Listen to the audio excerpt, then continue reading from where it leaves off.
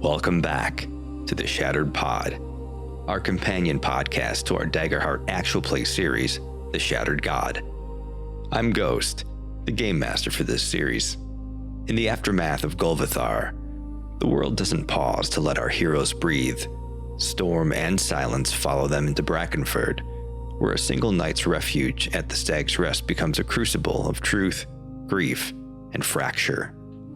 Old bloodlines awaken, betrayals surface, divine revelations refuse to stay buried, and somewhere beyond the storm, something broken is learning how to gather itself again. This episode, the Stormsong of Dawnspring, a chapter of reckoning where hope flickers, trust bends, and the world begins to show just how broken it truly is. Settle in, the storm has only just begun.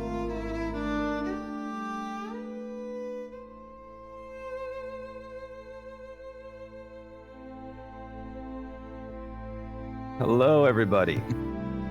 Hello. Hello. Hello. Welcome back to Ghostlight. It's Thursday, and you know what that means. It's time for the Shattered God. Here with all of my friends. How's everyone doing today? Good. Nervous? Excited? Great. Ready? Doing pretty good. I am nervous as well. I just heard the jingle and I was like, what was that? I wasn't ready for that. Thank you for joining us. Once again, it is time for the Shattered God, which is our Daggerheart compatible actual play series. With me, the lovely cast of this series. Starting from the top, say hello to Oleg, Goldie. How's it going, Goldie? All good. Hopefully a less dramatic session this time. For the characters, anyway. Will it be? I guess we'll Don't find jinx out. it. Don't jinx it. That all depends on you. Are you feeling dramatic today? Goldie, you have a brand new look and a brand new pep in your step, which we'll get into a little bit. I'm really stoked to unveil it in this one. Yep, this game's got new frets. Mm-hmm. Moving on over to Talaran. Dar, how's it going today? Not too bad. How are you? Not too bad. I'm a little nervous, I'm not gonna lie. We got a lot of things going on, a lot of session stuff to pick back up. I don't know if we have any tech issues yet. We get we'll anybody find saying, can we hear us?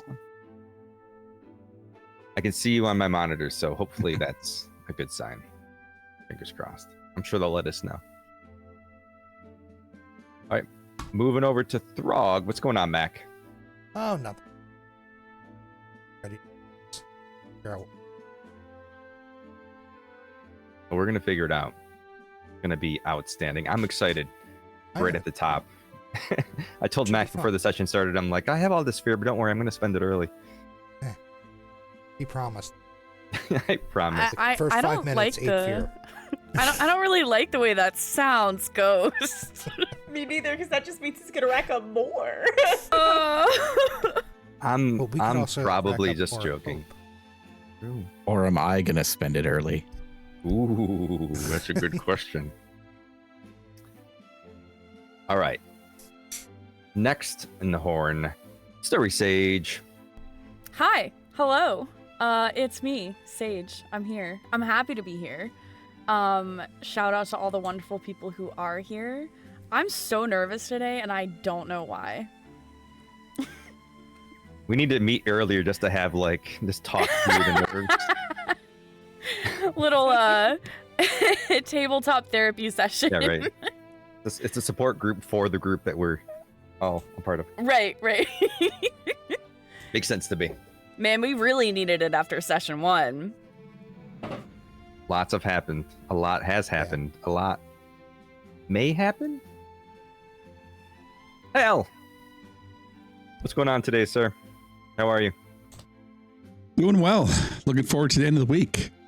And it starts now. So I'm happy to be here with all these lovely people. And especially you, Ghost.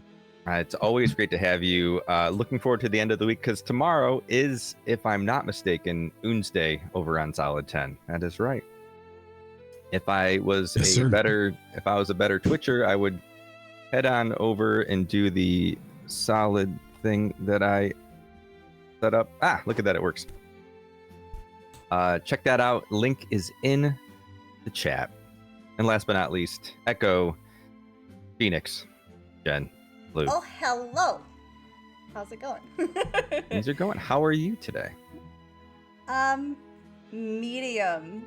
It's getting better now that I'm playing with y'all, though. So Oh, good. It's always better when you get to play Daggerheart. It is always better when you get to play Daggerheart. You roll some hope, you roll some Yep. fear. Hopefully, you keep that hope in your heart and such. Who Well done. would like to recap session 2? I don't volunteer myself this time. If you want me to talk forever and ever, that's the way to go. You didn't talk forever and ever last time. You did great last time. Thank you. That's how it felt. Can I nominate Story Sage? Oh, no. You did say you wouldn't do it yourself. That is true. And Hal, for your nomination, Solid has given you hope. So take a hope. Oh, no. We just love hearing you talk, Sage. That makes one of you. No, I'm just kidding. I'm just kidding. All right. Back in session 2. Oh, sorry, Ghost. What are you gonna say? I was just gonna say unleash the notes. That's all. All right, we are unleashing the notes. This time, though, I'm reading Ghost's recap, which, by the way, is in Ghost Discord, where we also play all of our games, so go join the Discord. All right, moving on. Last session was session 2, Echoes of the Fallen March. So previously in session 1, Lunestra essentially fell, and Raish Thalris, who is the avatar of Kaloris, guided all of us into the archives beneath the council chamber, which we explored and found some really cool magical items, which hopefully we will kind of unveil and be able to use in this session, so just stay tuned. Then we ended up going ahead and leaving. We left Lunestra entirely and escaped through this skiff, kind of just drifting down this channel. And along the road, Oleg in particular felt this burning call of his divine mark. This kind of, mystery just starting to unravel here in session 2. Throg, in some conversations among the party, was kind of struggling with his duty in making peace between his own peoples and telling Halm, I don't know why I called you Halm. It's like Halm, that Throg was questioning the effectiveness of the group in total in combat, which, I guess we'll see about that. And Echo tried to offer all of us hope through conjuring these wonderful, beautiful fireflies, which I wish you could have seen. And later, Echo actually ended up having this really interesting dream. And it was very interesting because in this dream, Echo dreamt of his home being essentially ravaged and consumed by the dark god, the shattered god, possibly, yes? Nixarath, and kind of just being consumed by this corruption. Interestingly, this ended with the haunting image of a scarecrow holding a scythe, and with Dar's voice whispering, "Search, find." And of course, Echo ended up waking up at this point, which is super interesting, right? Why is Echo having dreams that are also connected to reality, in which she's woken up by someone who's actually standing in reality? Stay tuned. We ended up going through a crossroads, and essentially the group ended up choosing to follow Oleg, who again is feeling this really burning kind of pull from his divine mark away from Brackenford and toward the mountains where Gul'vothar, basically the ruins of an old orcish kingdom, were sealed. Now, Throg on the way ended up protesting, insisting that no one could enter Gul'vothar. However, Oleg, kind of just by like flying away into the distance, kind of forced and dragged us along the road to Gul'vothar. I don't know that all of us really wanted to go, but, we ended up there and some interesting things happened. So we ended up at this ancestral gate. It was interestingly etched with ancestral figures of the Orcish histories. There was an inscription of blood and lineage about essentially hinting at who could open this door, which was, of course, the royal bloodline. Interestingly, Throg shed his blood into this, I don't remember, was it a chalice or a bowl? And thus kind of revealing to us that, and to Throg really, that Throg is part of the royal Orcish bloodline, which I feel is going to get a little complicated here. So we ended up transcending, going ahead and going through to the fallen city of Gul'vothar. It was an interesting, very vast cavern, super dark and very silent place, very heavy with, this history of the slaughter of the Orcish people. Helm and Throg ended up kind of going back and forth about the history of the Orcish kingdoms, which is kind of pretty relevant here because Helm and Elend both awakened in the sense of their divine marks. Helm wielded his special card, the Mark of Unveiled Eyes. And this mark allowed Helm to entirely reshape Throg's understanding and beliefs about the march onto the Orcish kingdom of Gul'vothar, essentially resulting in the slaughter of his Orcish people, his ancestors. And instead, Helm's beliefs pushed into Throg's mind recast this event as an honorable battle rather than a massacre, which is what Helm in his education was taught very kind of, here and there. The revelation ended up kind of shattering Throg's ancestral beliefs that he's held for an incredibly long time, leaving him broken with grief and guilt and this utter confusion. On the other hand, Elend, who I play, used, or rather wielded, the Mark of the Whispering Mind. And through this, I was able to glimpse the visions of Gul'vothar's rise and fall. Now, this vision showed me that when the inhabitants of the world below, these ancient orcs, were kind of forced through altercations with the fungal people, which Elend is kind of forced into the world above due to those conflicts between the Orcish people and the fungal people of Elem's home. Now, the orcs ended up settling up above, kind of in a mountainous caverns, then thriving underground, so much so that they were forced to expand their kingdom.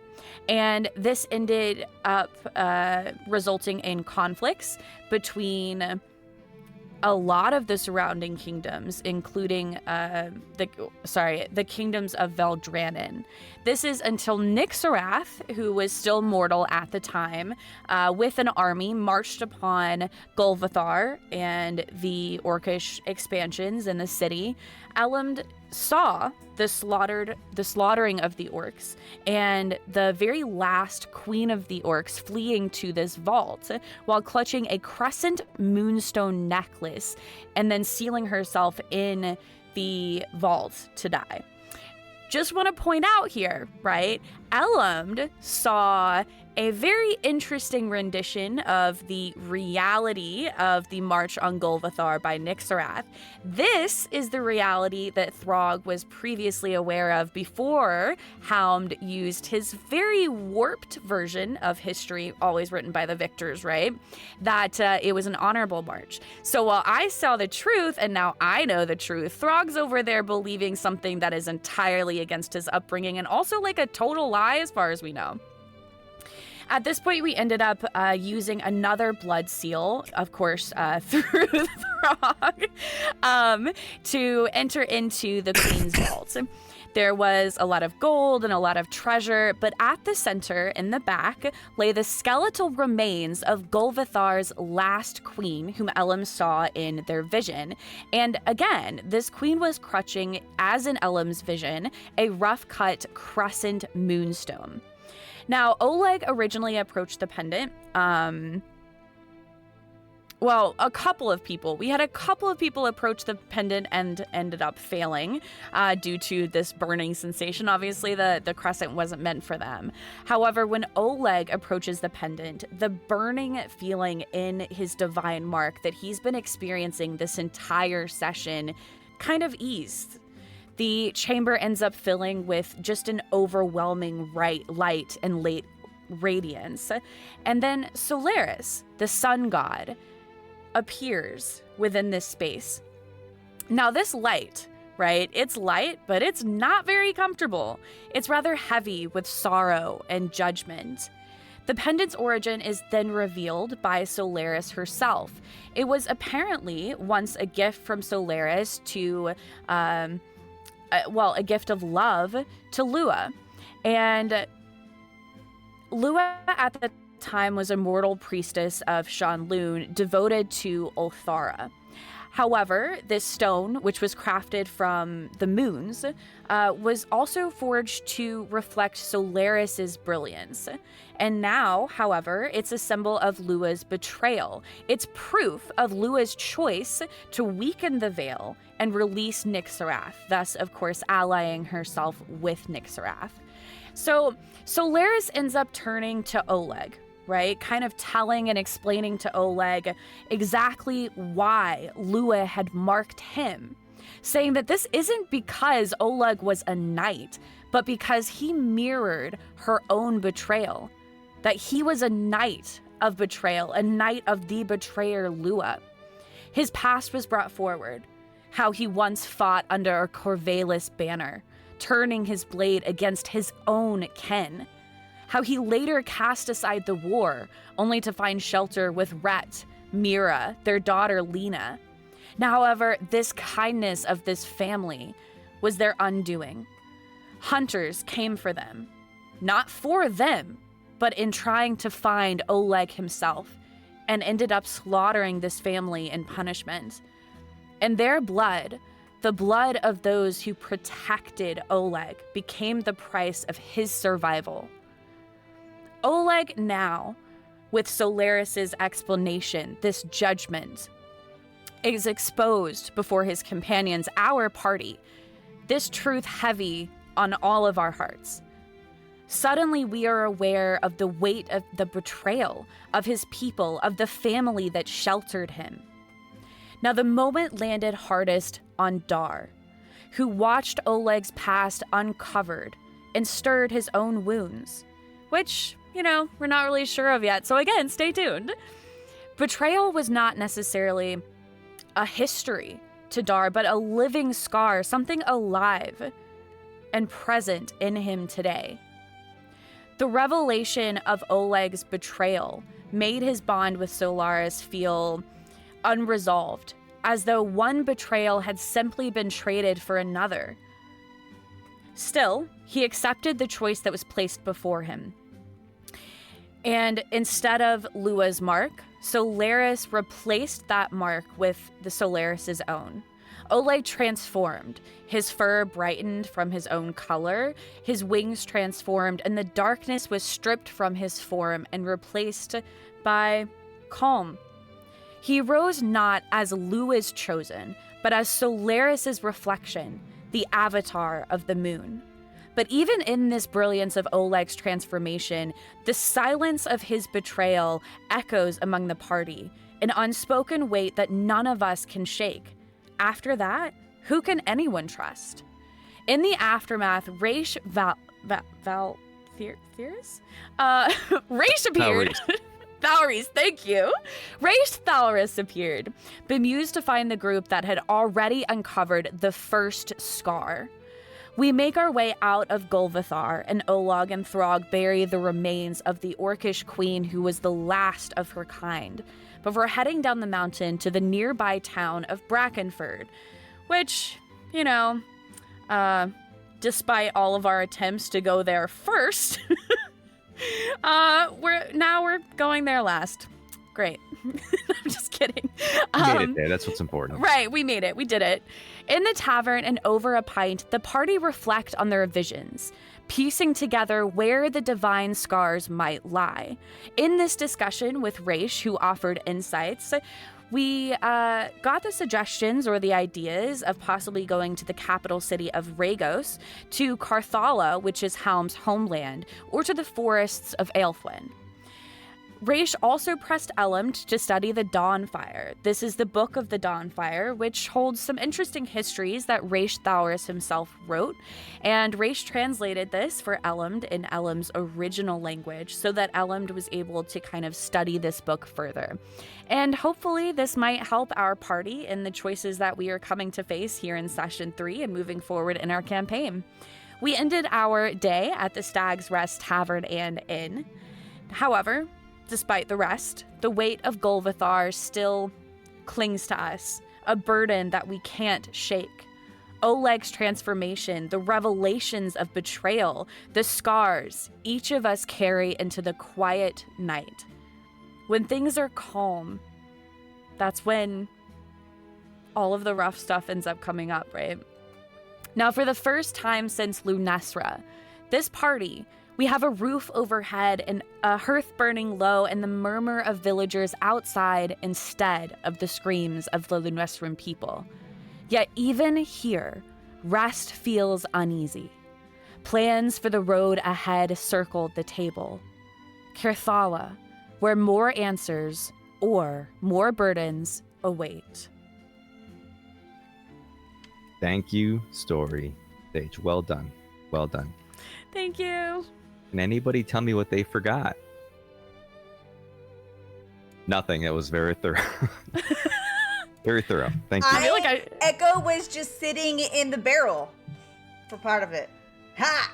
I really feel like I should have read my own notes, so next time. You're like, 'cause there were definitely things that you missed, is what you're saying. Yeah. Ghost over here only wants you guys to know certain information, all right?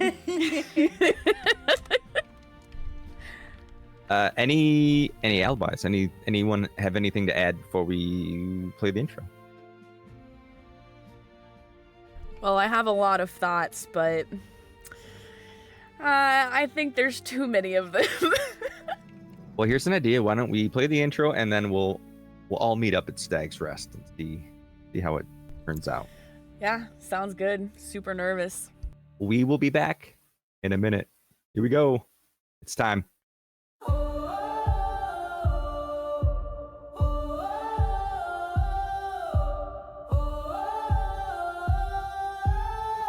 Where the light once fell. And we are back. Once again, thank you for hanging out with us today. As we dive in to Session 3. When we last left off, Raish, as Sage mentioned, disappeared at the bar at Stag's Rest. You have this room that you're in, this place available to you, and the night finds you seated in the bar. It's Brackenford's lone sanctuary of firelight and ale. The timbered walls groan in the wind, but inside, it's warm. The air thick with venison stew, smoke from the hearth, and a constant hush of voices. Tonight, however, that hush, that murmur, belongs to you. Word of your journey into Gul'vothar has spread through the village, even as late as it is. It spread like fire on dry pine. Farmers, hunters, weary travelers lean in close, mugs forgotten as you recount the ancient halls you traversed. The darkness that swallowed your every step, the weight of the dead pressing in from stone and shadow. For most of these mountain folks, Gul'vothar is a bit of a myth. a large stone slab in the mountainside, a place whispered to frightened children. But hearing it from your lips is like listening to ghosts speak truth. Every detail lands like a spark in the silence, filling the room with awe, dread, and something unspoken. Hope. Hope that you have returned from such a venture when many might have not. Oleg, you feel a little lighter tonight, as though a weight you've carried for years have finally slipped from your shoulders. The shadows of your past don't cling quite so tightly, and for the moment, you can almost breathe. Across the room from you,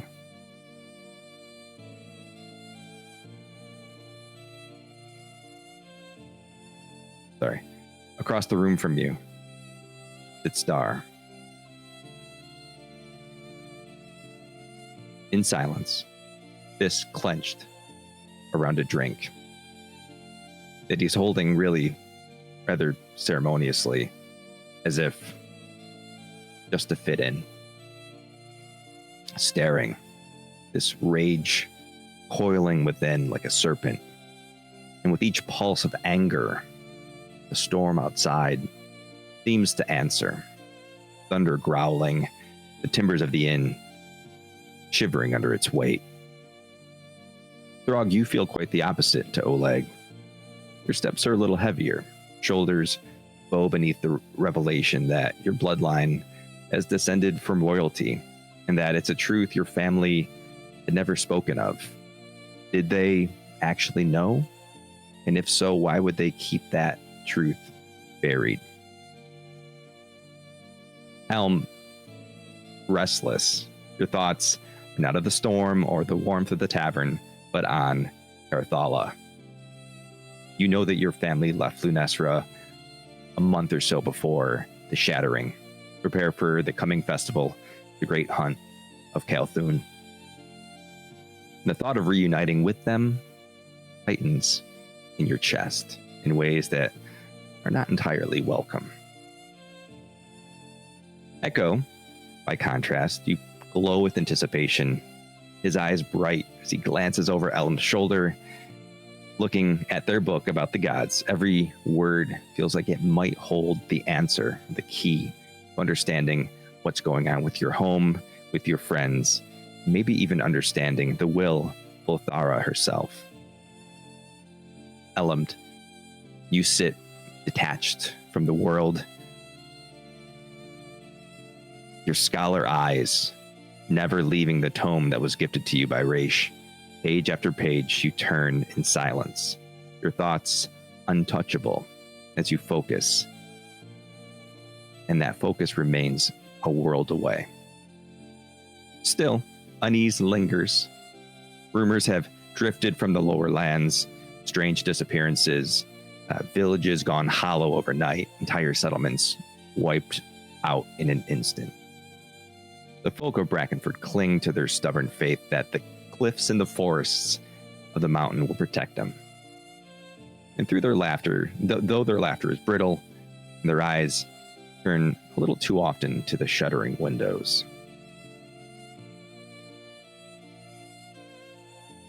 Outside, the storm continues to brew. The rumble of thunder and the press of rain-laden air, an ominous backdrop.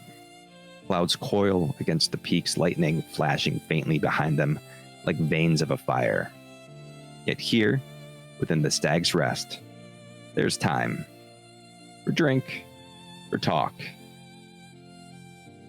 for whatever bonds or silences weigh upon you.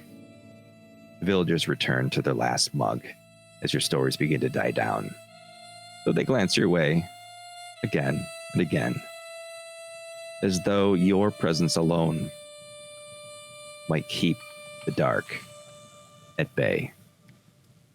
The spotlight is to you.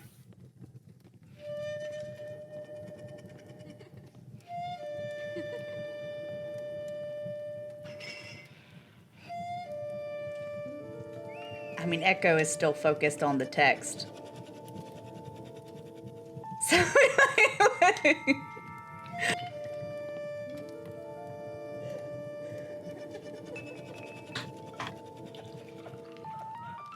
Oleg orders, get another drink from the bar. I assume he's deep into his mugs by now.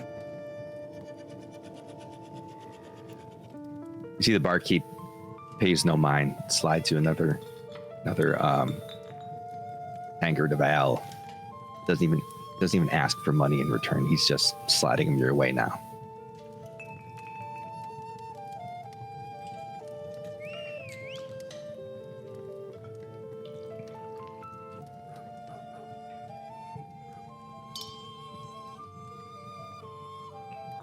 Probably sitting, probably not even like not drinking for profit. It's kind of nursing the same. Just kind of like not even paying attention. Just like sitting there holding, thinking about it.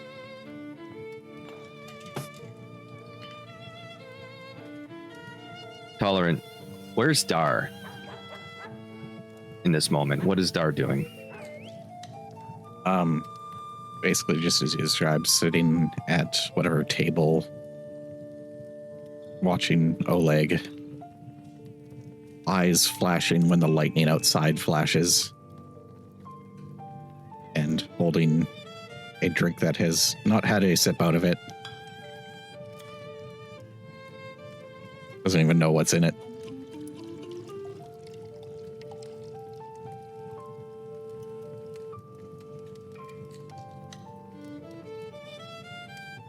At which point Oleg nudges Throg and says, so, would you rather be hunted forever by an unkillable, incredibly slow zombie, or permanently haunted by an incredibly polite ghost?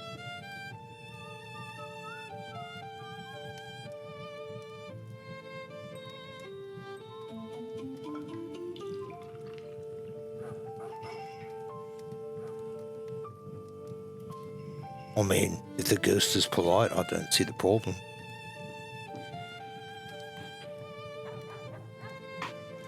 But he's going to have a lot to say, surely. I mean,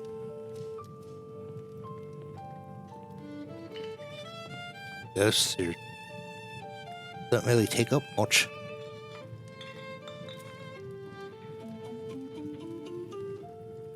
Just occasional conversation, I guess, or constant conversation.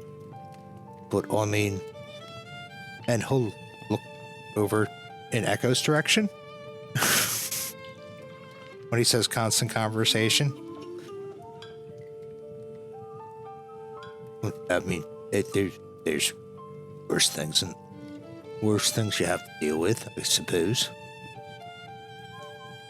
And then he'll take a sip, like probably like the first sip he's taken of his ale in hours.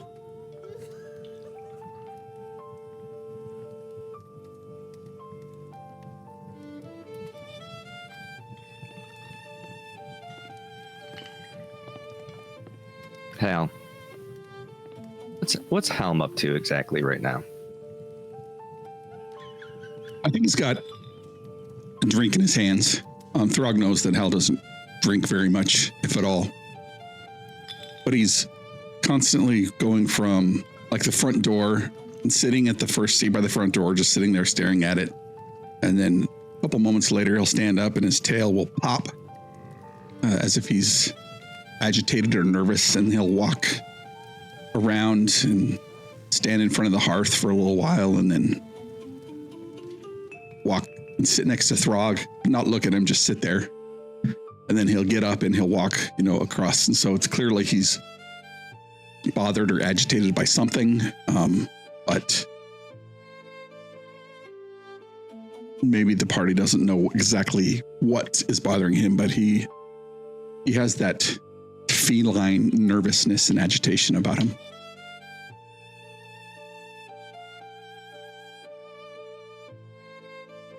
You see the bartender keeping his eye on you, noticing your pacing, your nervous energy, and he looks over at Oleg and says, "Are you a friend there? Does he need some help?"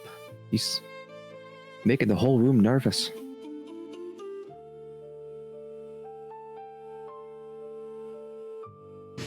Oleg looks over his shoulder. Also watches him move backwards and forwards. Turns back to the barkeep and says, I'm sure he's fine. He's just a cat. Aye, if you say so. Goes back to cleaning his mug. Are you all looking to stay the night then? Yes, so how much is that going to set us back by? It depends on how many rooms you want. We've got lots of availability, so say 3 handfuls of gold for the night. Get you 3 rooms. Do you think you'll need more? Give Brock a nudge, since he's the one with all the money that is currently sitting in Oleg's bag.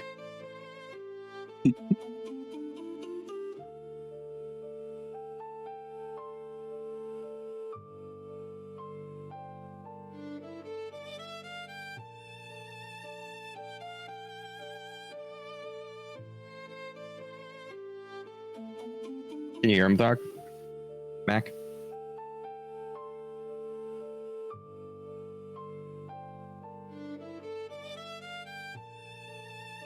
I'm sorry, what was that?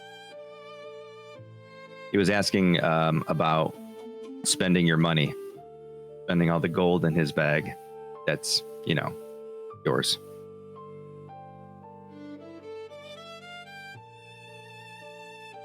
I think given the given the state of things, I think it might be better if we at least get one room, if we can get a room apiece, which, if I understand correctly, would be 5 handfuls. I think we could spare that for the moment. Oh, yeah, well, I mean, we certainly have the room. But 1, 2, 3, 4, 5. Does the Scarecrow one need a room? Or are you not counting him? Oh, I'm counting all of them. Oh, all right, so there's 6 of you. I figured, after 6 you would have a discount. Echo looks over and says, but I want to be with the book. There So you go. I'm just gonna stay with, Ellen. It's fine. Yeah, right. You can, if you want to make a presence check, to see if you can convince the barkeep to give you a free room. If I knock this out of the park, get all of them free. We shall see. Alright.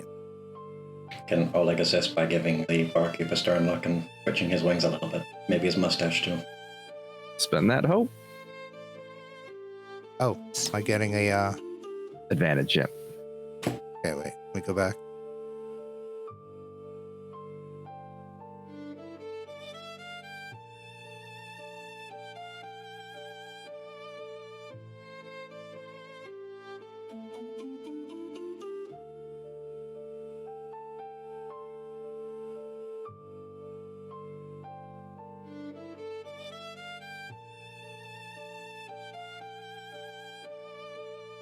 I got a 13 with fear.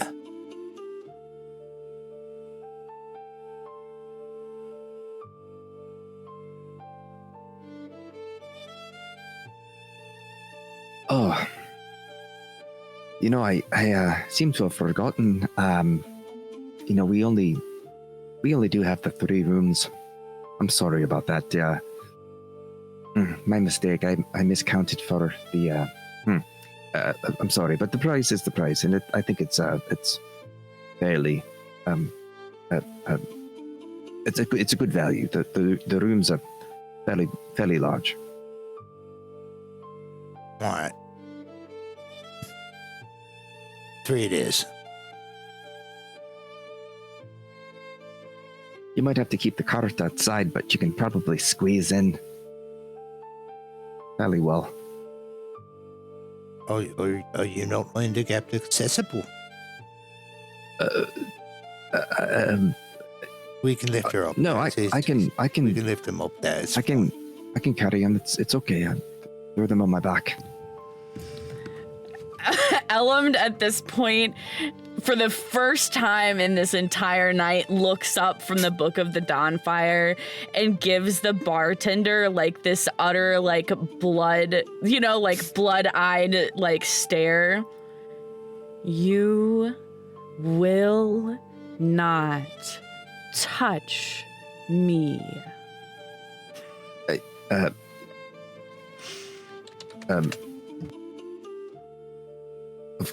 This would be a finesse roll?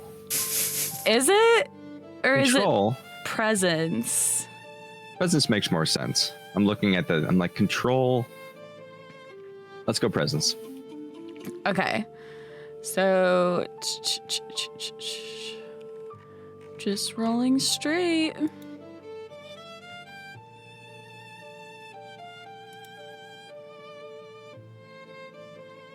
I rolled a 14 with hope. Take your hope. Yeah, of course, I didn't mean anything by it. Please forgive me. We should definitely have accessible rooms, and I apologize for. Please take the room on the house. Your room specifically. There's one on the bottom floor. I think I can open up, and yes, you can. That can be your room. Again, with my apologies. Elumd, of course, says nothing and returns to the book. Like swings the bag from his shoulder. This is on the ground and like reaches its entire arm into it, searching for one of the chests. Or pain.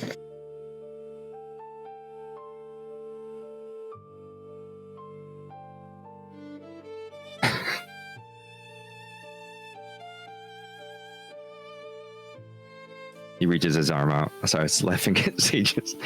Yes, his accent is everywhere. He reaches his arm out and takes the gold and puts away. Issues out some keys and then directs you to where the stairs are.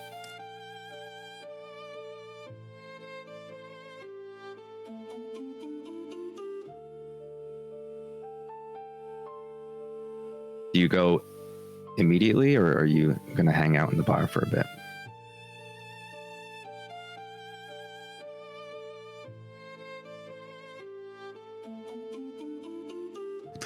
I think we'll let everybody know that we have the rooms, and let Elum know where their room is, and just leave it to everybody else when they're going up. Elumd, for one, is just sitting, stock still. Well, is it really sitting if they don't have legs? Anyway, Yes. it's just Depends on if sitting. they have a butt or not. Right? I mean, That's what I was they're thinking. kind of like a mushroom. So anyway, Elumd is just sitting stock still at the table, entirely absorbed in the Book of the Dawnfire. And is just gonna sit there and continue to read this book that is now interpreted in their language. Echo is getting distracted by all the conversations, and Echo wants to focus on the book. So he's gonna look to Ellen and be like, so, could we go ahead and go to the room? And then you can tell me some of the things you're reading. I can't Elumd, read this! I'm just looking at it, but I can't read it! I know what that one means. You told me that one.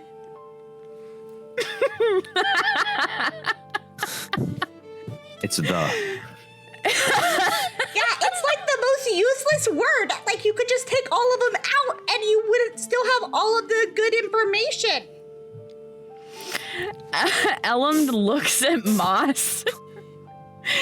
And, Echo, right? And says, Moss, truly, you should know more than one word by now. I mean, that's probably true. You could just teach me more. Let's go into the room. It's so loud. First of all, Echo's so cute. Anyway, Elhind is going to, do a little like fungal nod, I guess, and just roll off in the direction of the one singular disability accessible room that this ableist tavern Strongly has. worded letter. Yeah, right, exactly. 1-star review on whatever the version of Yelp they have. Right.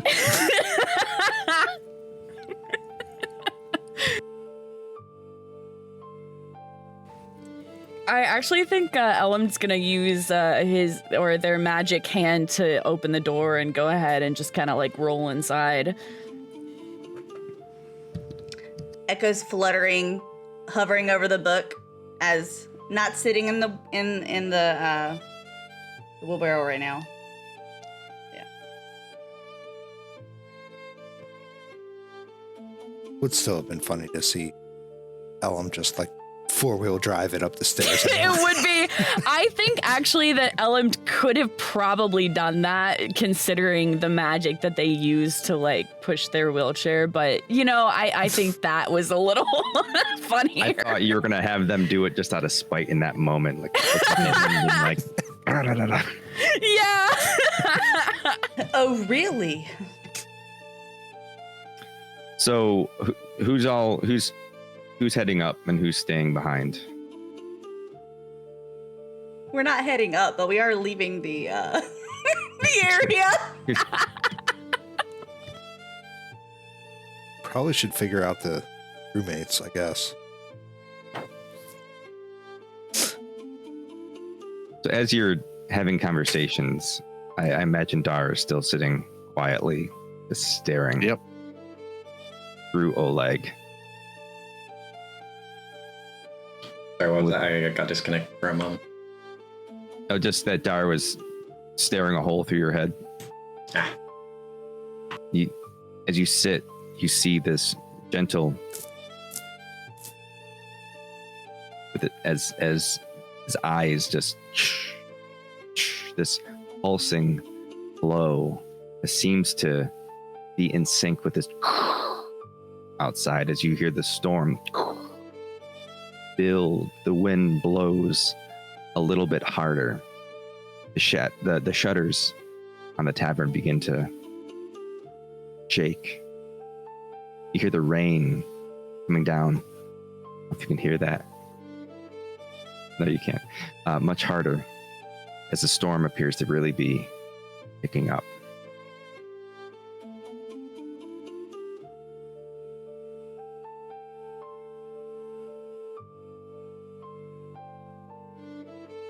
And it's in that moment, as you're finally able to rest your head down upon your pillows, that the night shatters. Screams tear you from sleep. Not the playful drunken song of the inn, but raw cries of terror. In the courtyard below, Brackenford is ablaze with chaos suddenly. From the tree line, wave after wave of these shattered souls pour into the streets. Fractured figures of light and shadow, mouths open in an endless, voiceless wail. They claw at doors, drag villagers from their homes into the night, their broken bodies moving as one. Among them, you see predatory animals that are stone in appearance, hulking, half-formed of cracked stone and ember-lit veins. They move like puppets, tugged on unseen strings, their glowing eyes searching for the living. Standing, watching it all, a lone figure, cloaked in leather and shadow, a hunter of sorts, raises an outstretched, clawed hand of sharpened stone. His voice cuts through the storm like a sermon.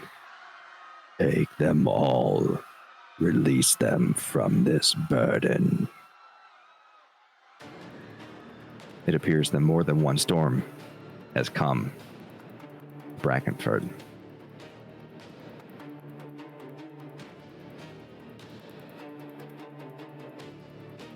As you rush down the stairs, or out of your room, which is on the first floor, and into the courtyard, you're standing on the step of the inn,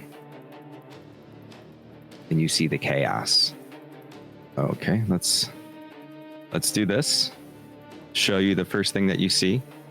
The first thing you see is this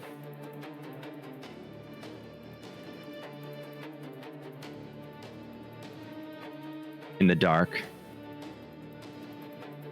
sort of this predatory animal. Oops. Appearing to pull a townsperson out of their home.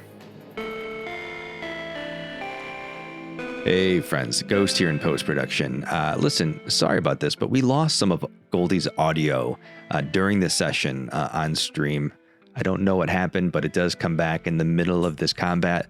Unfortunately, you'll only hear one side of our conversation. So I do apologize for that. His voice does come back, but for the meantime, just sit tight and bear with us as we get through this combat. Thank you.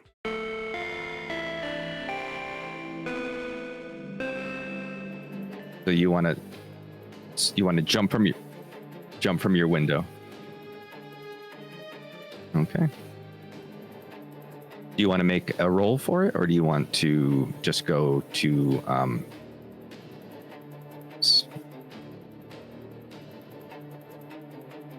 Okay.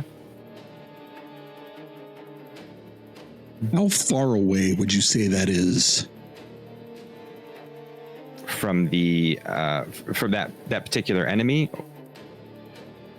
Yes. I would say that is, sorry, I'm just trying to get mine.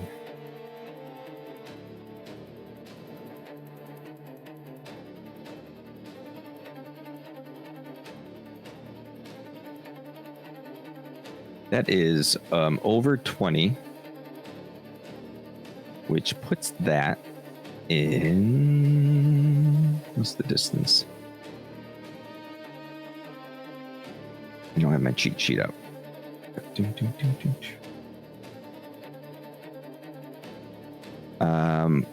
Far, so it's 5 per tile, so it's just outside. It's very far range. Okay. Can I walk forward into the shadow and then use my ability Shadow Stepper? So if I move forward, 20 paces ish, would I be considered in far range instead of very far range? I can shadow step into anything within far range. Let's see. You can go.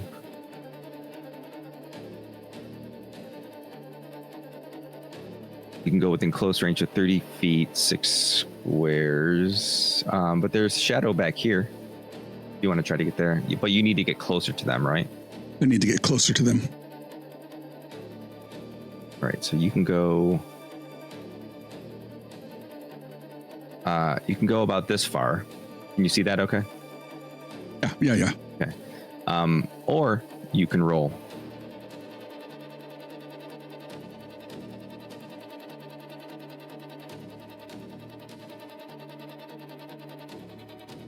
So the moon is out. There's not much as far as shadow is concerned. Yeah.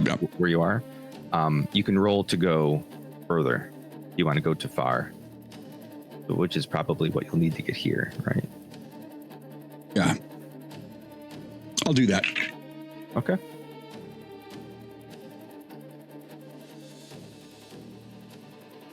All right. Agility, you say? Mm-hmm.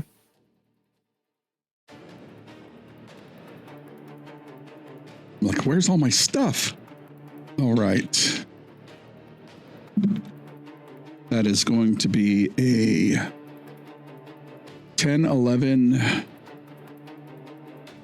12 with hope. All right, take your hope.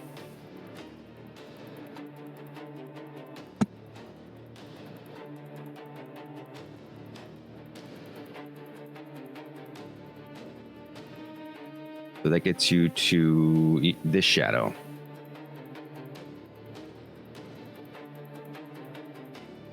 Are you stepping into that shadow as well? And Oleg, you wanted to fly up to the 6 tiles, right? And you want to stay flying, I assume.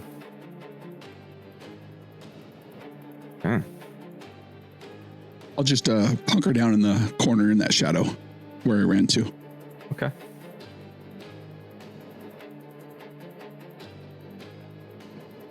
Do we only see that one, or are there any others around?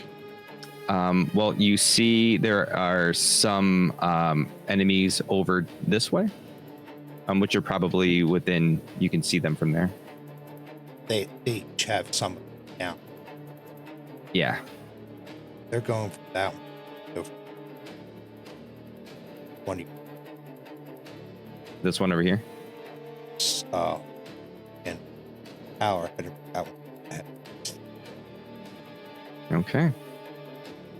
Are you trying to run for it, or are you just going as far as you can go? I'm going to use sprint. Yeah. Want to fight? Okay. I'm going to sprint at him.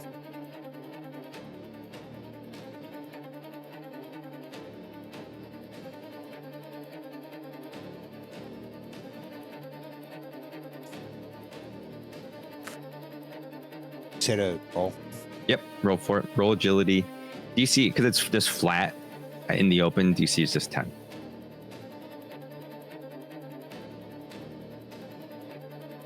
That is a 15 with hope. I just realized that our game audio isn't playing. A 15 with hope. Take your hope. And you can go up to... Actually, I think you can probably... Then 100. Yep, you can get there.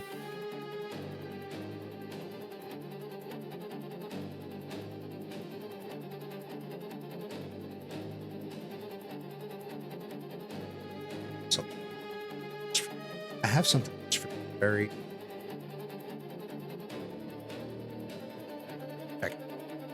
Somebody else can go ahead. Okay.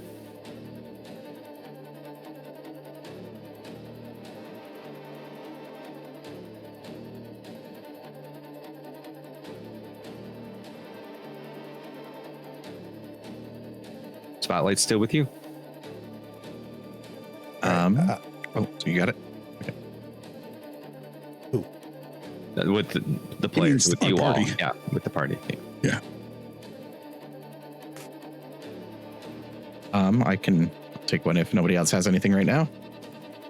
If I move towards the same kind of group of them, can I get within far range of them? Just by walking normal. Just my regular speed. I think, yeah, I think so, because they're, yeah, you can get within far range. Okay, I am going to do that and then get the closest one to me. I am going to unleash chaos. All right. I think I can add to it.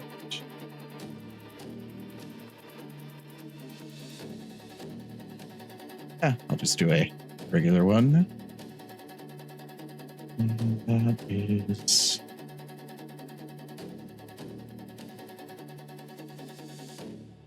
critical success. 7 and a 7. All right. Tell me how you do it. All right, so yeah, I've got the electricity coming in, or like coming out of one hand and building up, and I'll lift my other hand and that one starts to build up as well. And just before I release, I'll slam them together and then fire one large just ball of lightning that strikes towards it and slams into the closest one.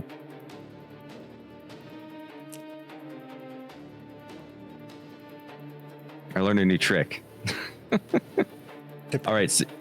So as you unleash this lightning that's been building up, this anger that you're wielding towards, redirecting even towards these adversaries, and you clasp the hands, this lightning shoots forward, striking this pack. And what was the damage that you did? It won't let me roll it for some reason, so I will have to do it myself. Okay.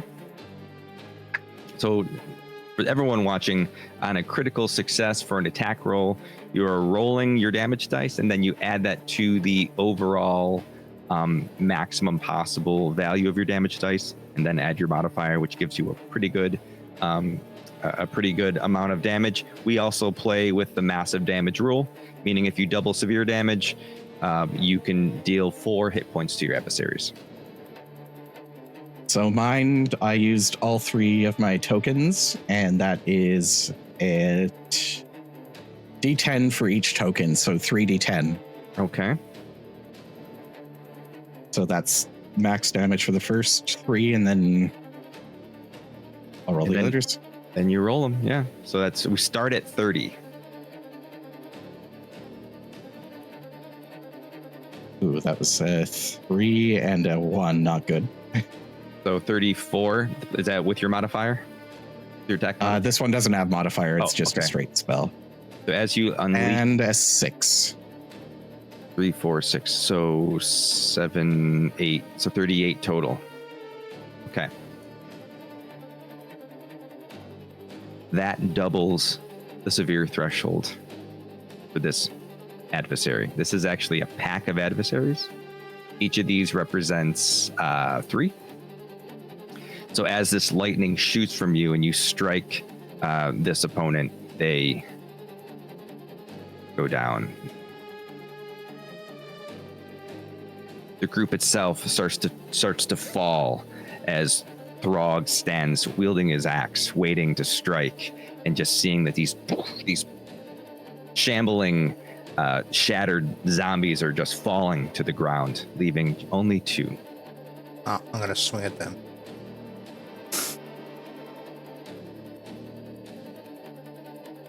All right, so you have to get a little bit closer. You're going to move in? Yep, I'll move in.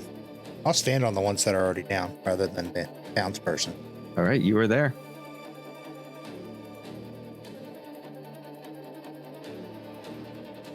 That is a 15 with fear. I will take the fear. I need to stop rolling fear. Please. It's fine. If we fill him up, he might just explode and get scared and run away. If we fill up his screen, that's what's going to happen. I read the verbal book. All right, so damage.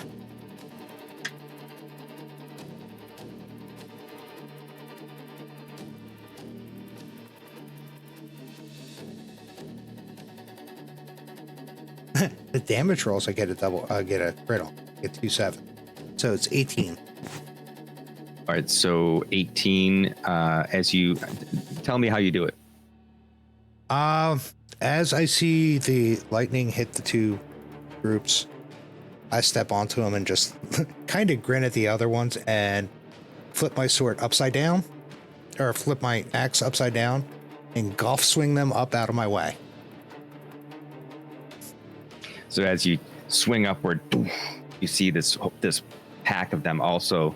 As all of these shattered beings are falling down, they're just losing their form and just ending as a pile of rubble.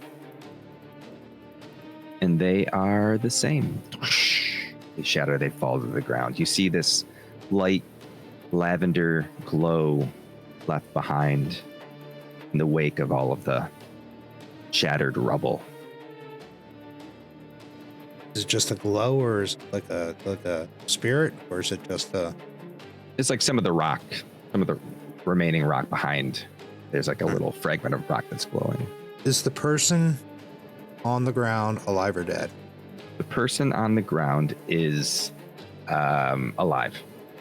All right, I'm gonna help them up and point at the tavern and say, "Go." You could do that, but it's my turn. Oh. I am afraid. I am very afraid. And a lot of fear is going to get used. I'm going to spotlight this adversary, who's going to. You're not in the shadow, right, Hal? Yeah, I said I ducked into the shadow and was going to hide in there. Oh, you did duck into. Yeah. So he can't see you. So he's gonna. This guy's gonna go towards. Gonna go towards Oleg.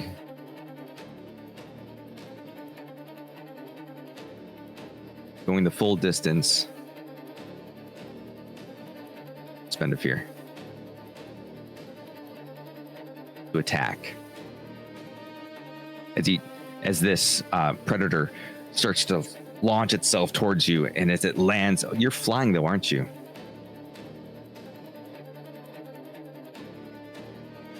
Oh, okay. So you're just sort of hovering. All right. So he is gonna make an attack.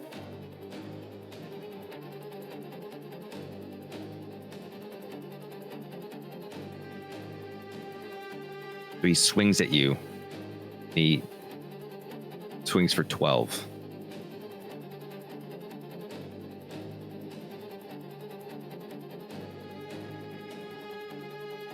So as he swings and starts chomping and swiping at you, recognizing the danger that you all pose. Also, just because you're a mortal being and that's what they're here to focus on, he swings at you for 21 damage.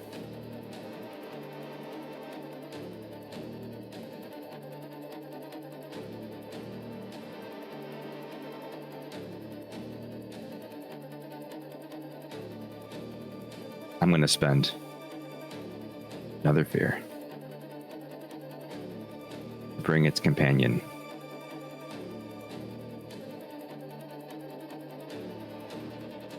Here. I'm going to spend another fear. Bring this group.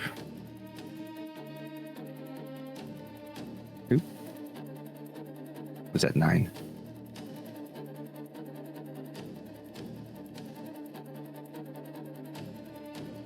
Here.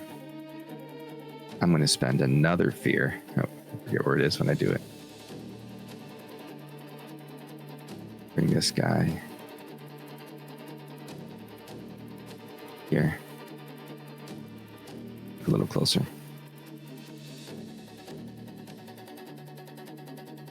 Spotlight's back to you.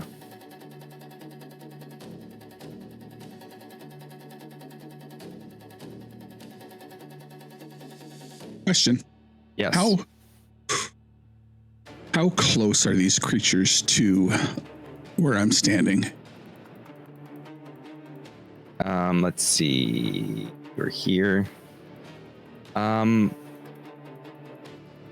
About 50, so they are still far.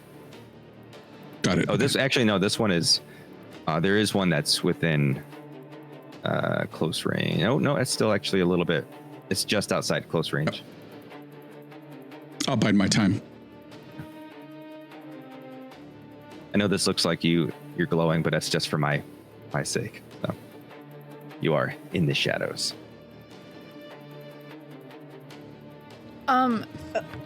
Can I just request, like, I'm just getting confused about the map and where everything is, and it's so dark to me, and I'm just like losing track of everything. Can you give us give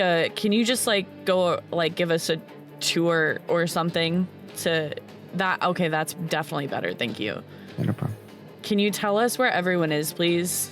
Sure. So you are all on the step. This is the Stag's Rest Inn. So actually, it's just you and Echo left. Dar is moved to this intersection where they launched their attack. Frog is still standing by that rubble of the downed, shattered over there. Oleg is standing face to face with this stone wraith. This one is starting to approach him as well. These shattered zombies are walking their way in, and then this hunter is also moving in on your group. And Helm is over here. In the Okay, shadows. got it. Thank you so much. No problem.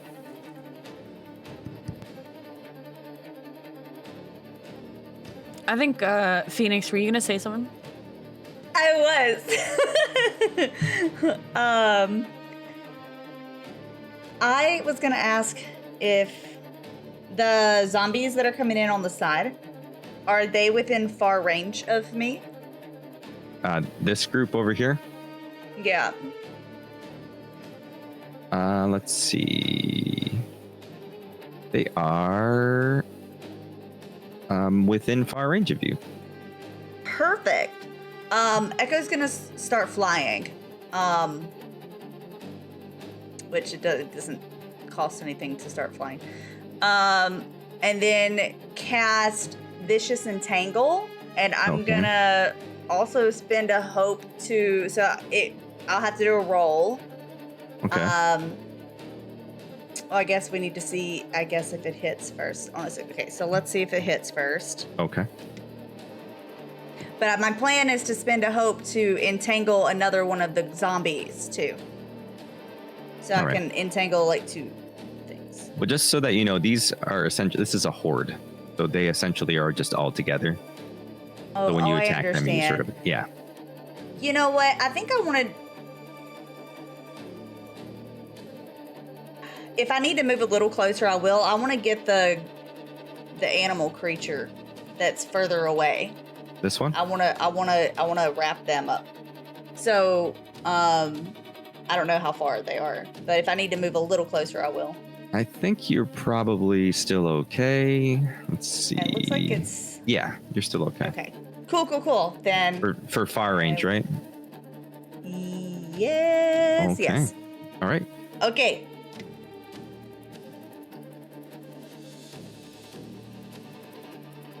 I would just like to officially apologize to all of my group. This is going to be with fear. 14. We've been Okay. betrayed. I'm sorry. So does the 14 hit? First, I will take the fear. Yeah. And 14 hits. Okay. 5 damage, and it is restrained. Is it like an area of effect, or is it just that one target? No, it's one target, and I can spend a hope to temporarily get one that's very close, but I don't think that hunter is very close to that. I think it's just close.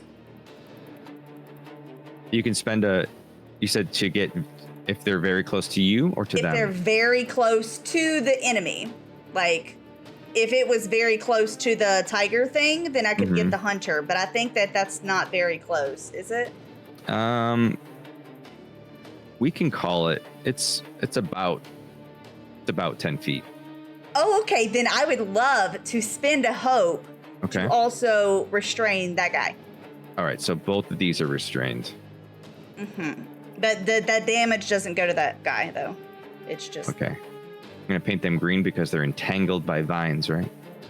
Yes, vines. Okay. So they are And currently, sorry about that, guys. they are restrained. So it spotlights back to me. I'm sorry, you rolled with fear. So as you, never mind. Spotlights to me. So I'm gonna go. So I'm gonna move these folks closer to your group over here.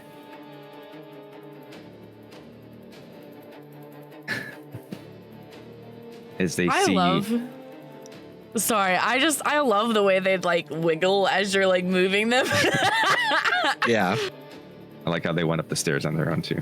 And then I'm going to go ahead and spend another fear that I just got to attack. I'm going to attack Elend because Elend is sort of in the way of Echo, but they recognize you as a mortal. So You they can't are. activate the same unit twice. Oh, I can't attack if I've moved. Okay. Did you- Or only if said- you have relentless. Yeah, or you can only activate something twice if it has a certain ability. Oh, so I have to go to the next one? I thought you could just spend fear and activate them. I thought relentless was only a few. Like you could highlight them twice in a spotlight. Oh, if they just moved and if they only moved, that should be fine. Yeah, Yeah, you should be good. If they only move within close range, you should be fine to activate them. So they move up, run up, take an action. But if they have to go to far range, then they would obviously that would be their whole thing. I believe it was outside of close range though, because I used a fear to activate. So I'll keep my fear, but I won't attack. I'll move to. Actually, I used my fear. I'm going to take that fear to clear restrain from the hunter, and then I'll pass the spotlight back to you. Get him, Elland. Get him, Elland. I know I just basically like teed him up for you. All right.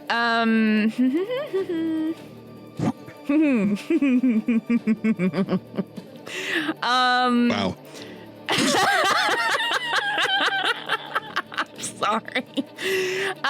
Who is the closest person to me? I would say this guy up here on the platform. This one right here on the platform. Yes. Echo just got some hope from Dirty Rollers. Yes, let's go. Thank you. Okay, so I would like to use the Book of Ava from my Grimoire. I'm going to use the spell Power Push. This allows me to make a spellcast roll against a target within melee range. Okay. So I'm going to go ahead and make the roll. Critical success.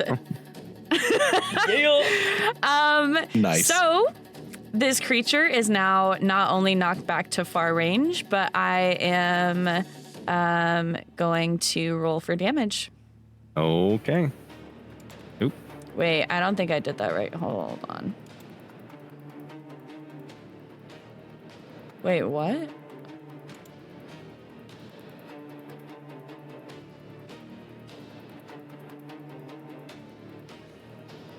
No, you're good. Wait, did it? Hold on, I'm confused with the way it's doing this for me.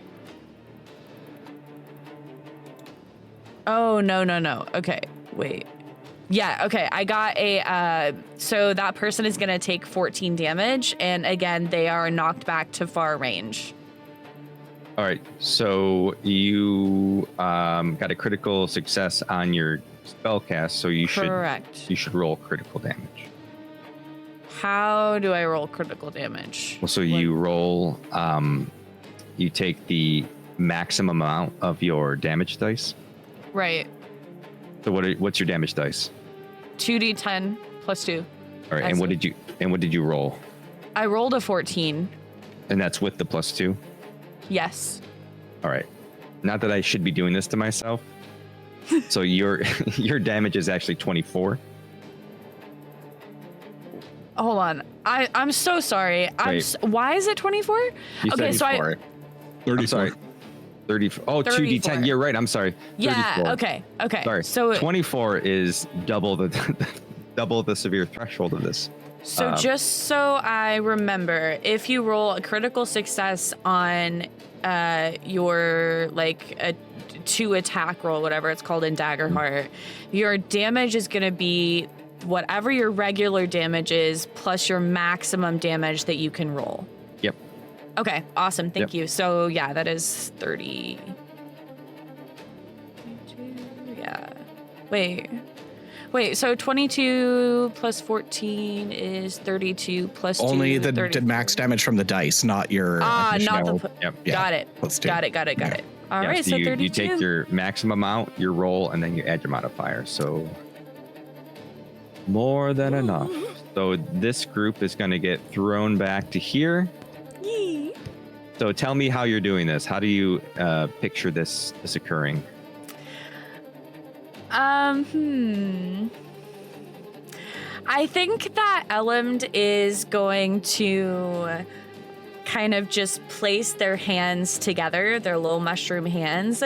And you can see as they place their hands together that that one of the red globules that are all over Elam's body, which we have since learned are eyes, are each in the center of their palm. So they're going to place that together, and then they're going to kind of just like push out and release that with their hands as these eyes kind of like, almost as if they have eyelids. You know, like cats have third eyelids. It kind of looks like that as Elam is just like pushing this away from them.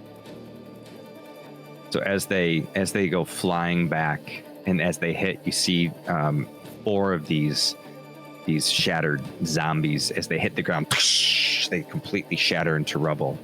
2 of them land, pick themselves up, and start to motion towards you again, as if not even slowed down or phased by any pain or anything, just back at it immediately.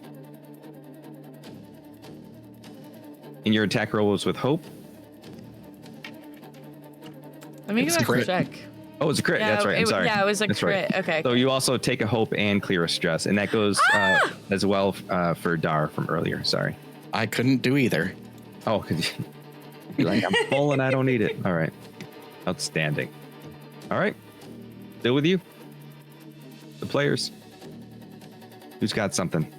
Who's the nearest character or the nearest enemy? I think the nearest enemy to you is probably The one that Oleg's fighting, right? yeah.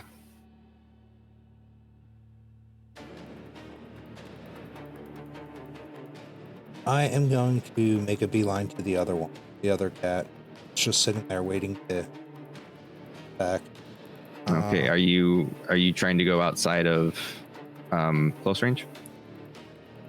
Yeah. All right. Give me a roll. Difficulty 10 again. Agility? Yep.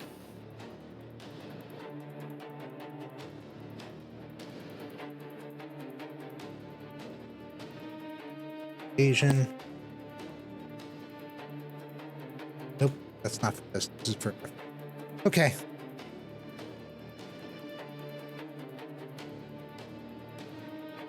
It is a 22 with hope. Take a hope. You make it to so that was 6. So you can go to you can go up to 20. So you can get to right here.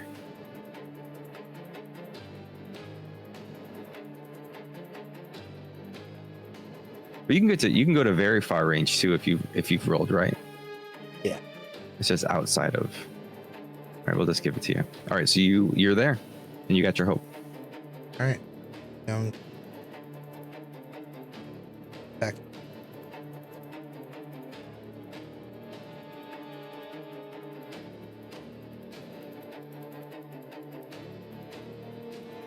Critical.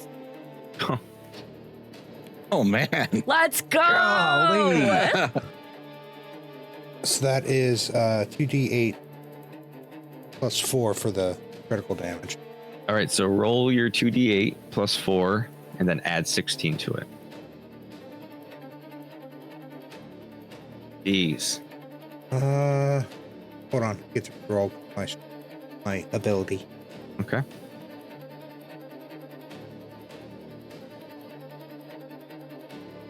Okay. 15.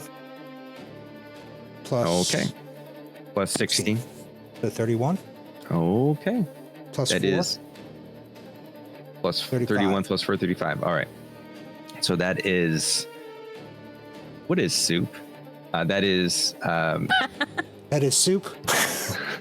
That is past a severe threshold.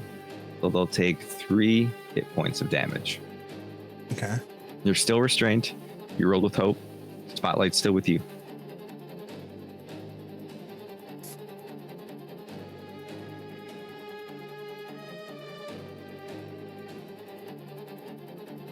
There's like basically unending waves, right? What you see right now is what we have. But you don't know what's like on the outskirts of town. All right. I'll just wait until something else happens. I want to hug the spotlight. Okay.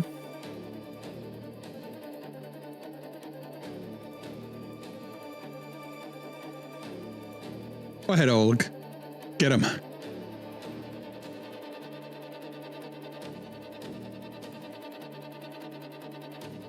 Okay.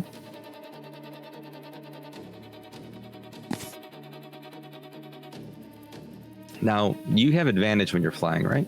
Is that a feature that you have? Oh. But you had like a special...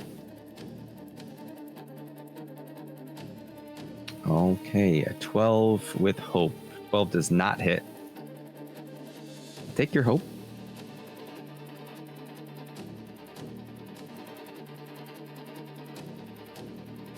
And as you fail a roll, I'll take that spotlight back. I will move this hunter next to Throg. Targeting you. I'm going to spend a fear to use a fear feature. Targeting me or Oleg? Oh, you, Throg. Ah. I'm going to use Deathlock to curse a target within very close range with necrotic Deathlock until the end of the scene. Attacks made by this adversary against Throg will deal direct damage. This adversary can only maintain one Deathlock at a time.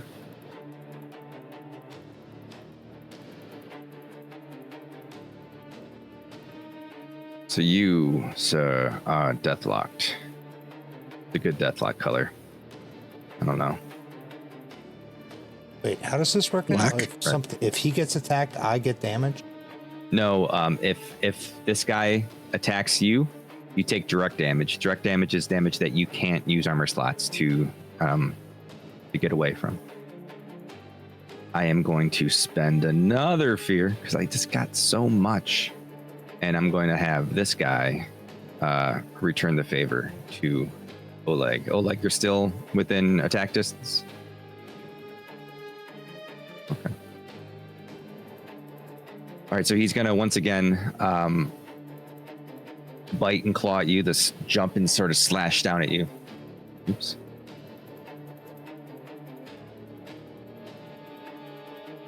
He strikes for 17, dealing 22 damage. So as you're sort of flying in the air with your brand new fancy wings, he's just like biting at your fancy robes and slashing at whatever part of you is in reach.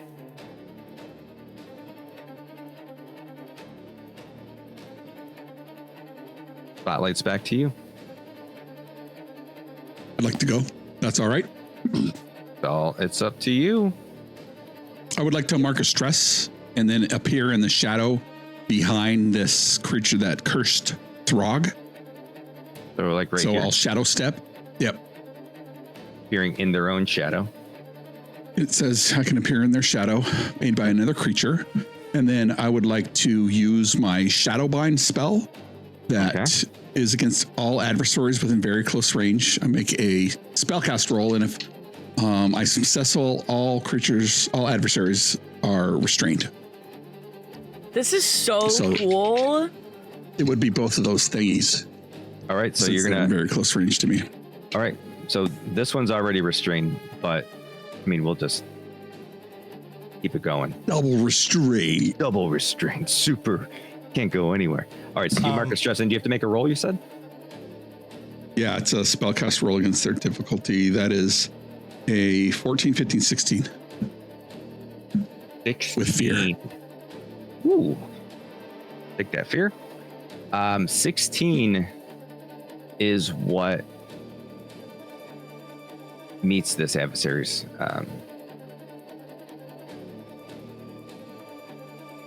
so we're gonna say you're purple, so that's that. But as you restrain them because you're close, it's going to feel your presence and swipe back at you, attacking you for 25. I will activate my I am your shield.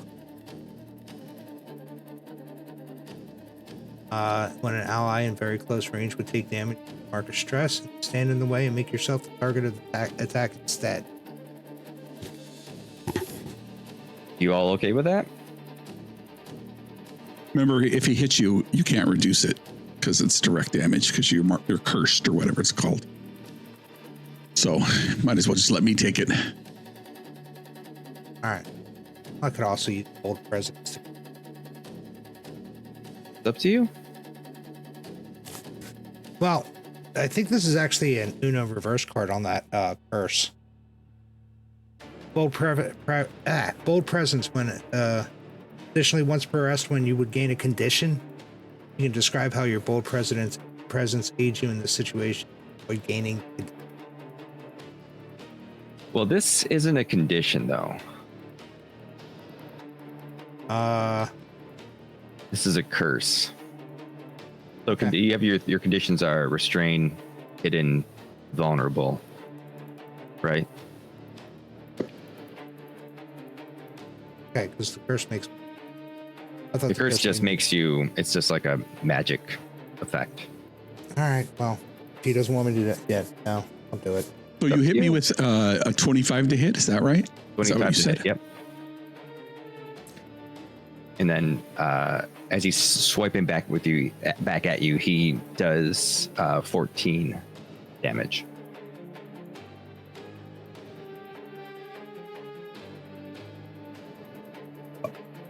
Okay. I'll burn an armor slot to take it to minor. He headbutted. Not very convincing slash, but okay. So you're taking that to minor damage? Yep. Okay. And that was it. So Smiley's back to you. That was a reaction due to my landing Oh, there you're right, and you're casting right. a spell, Yeah. and then I rolled a fear. Here, that's right. All right, so I'm actually going to. Actually, I'm going to go back to this guy. We're going to have him move back to here. Just made it. Rude. How rude! It's been slowly moving towards you this entire time. Just creeping along. Just creeping. Imagine you watching the fight, and then you just look to the side, and you're like, what the? Oh, oh my gosh! Literally. And it's gonna lunge at you for 13 biting. I It don't smelled like soup. this. So, question.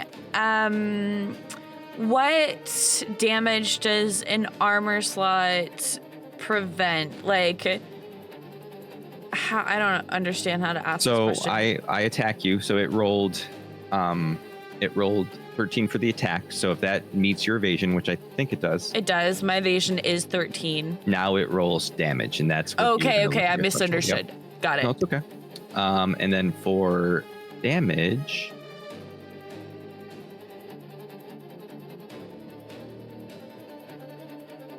hold on.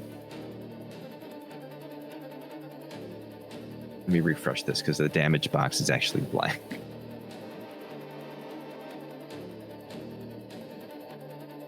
Okay, so attack steal 1d4 plus 2 when so many of them is gone. So many of them are gone. So I'll just do it.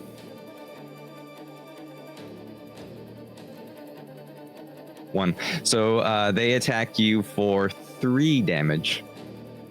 Does that meet your threshold? So now you look at your thresholds, and if it meets the lowest threshold, so No, so it then they just doesn't. do minor damage, which is 1 hit point. Now you could use an armor slot if you have one to completely negate that, or you can just Got take it. the damage. Okay, that's what I'm gonna do. I'm gonna go ahead and use an armor slot to defend against that damage. As it comes down and puts its teeth on your brand new armor that you got in the last episode, you hear a little bit of shatter as the stones break away under the metal of your armor. And that's it. Spotlight's back to you. Cool. Mind if I go? No, go. All right. Can I get within? Oh, which was it?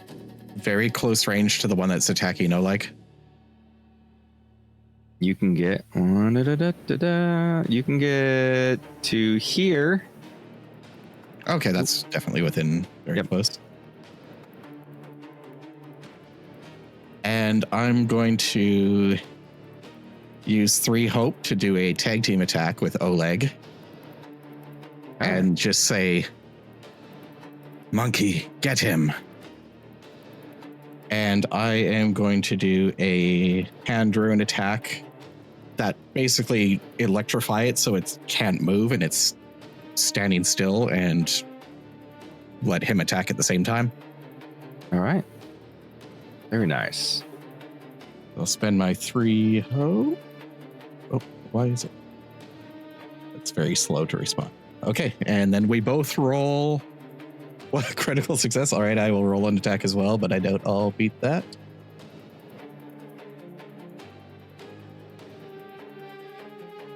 Nope, you're better.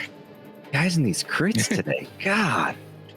What is that? The 5th? Is that the 5th one this session, this encounter? Something like that. Jeez. It's just karma, Ghost. I guess so. Just kidding. All right, and then so we both do crit damage. Yeah. So you Because we take the top one. So yeah, you both gain a hope, clear stress if you have one, and then you both make critical damage rolls and add them together.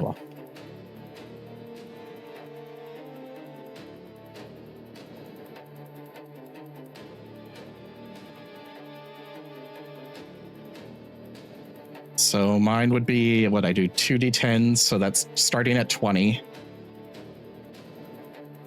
And then I do 14. So that's 34. Mm-hmm. Nice. So 68. All right. Tell me how it's done. So yeah, I release the I have called hand runes, but it's just the electricity that comes out of my hands, and I'm going to use it instead of one like quick blast. It's going to be like a longer, slower electrification, and it's basically electrifying the monster so it can't move or dodge or anything, and then let Oleg do what he's going to do.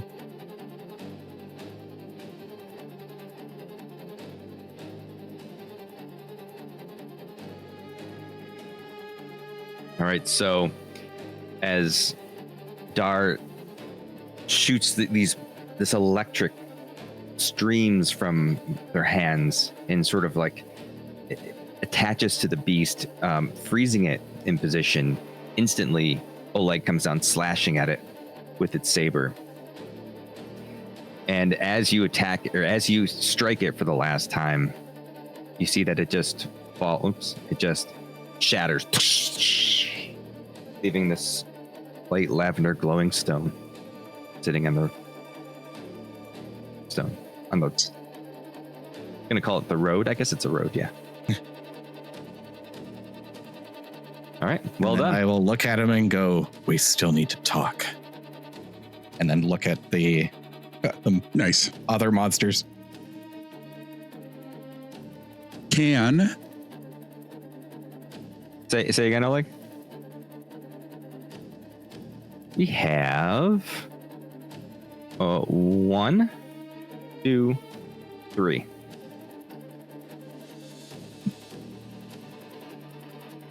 Can I spend 3 hope for me and Throg to do a tag team on the person who cursed Throg? Yeah. And that wasn't me. That was the bad guy.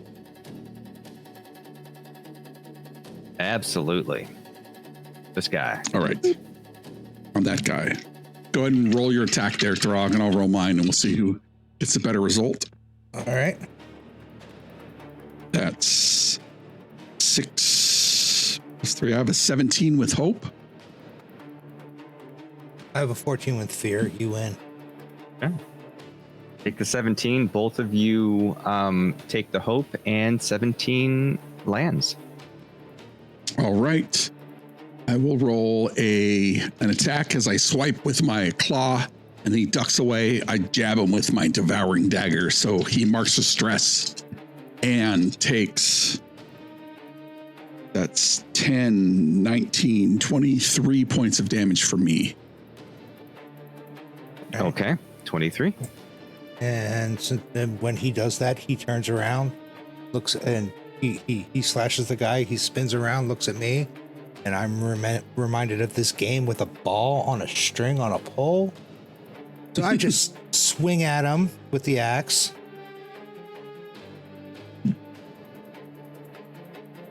And hold on.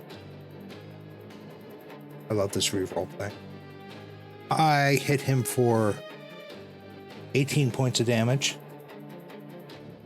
and send him spinning back around towards Hal. All right, so as you slash and this hunter is spinning, you do 41 points of damage, which is not double the threshold. He takes 3 hit points, marks the stress.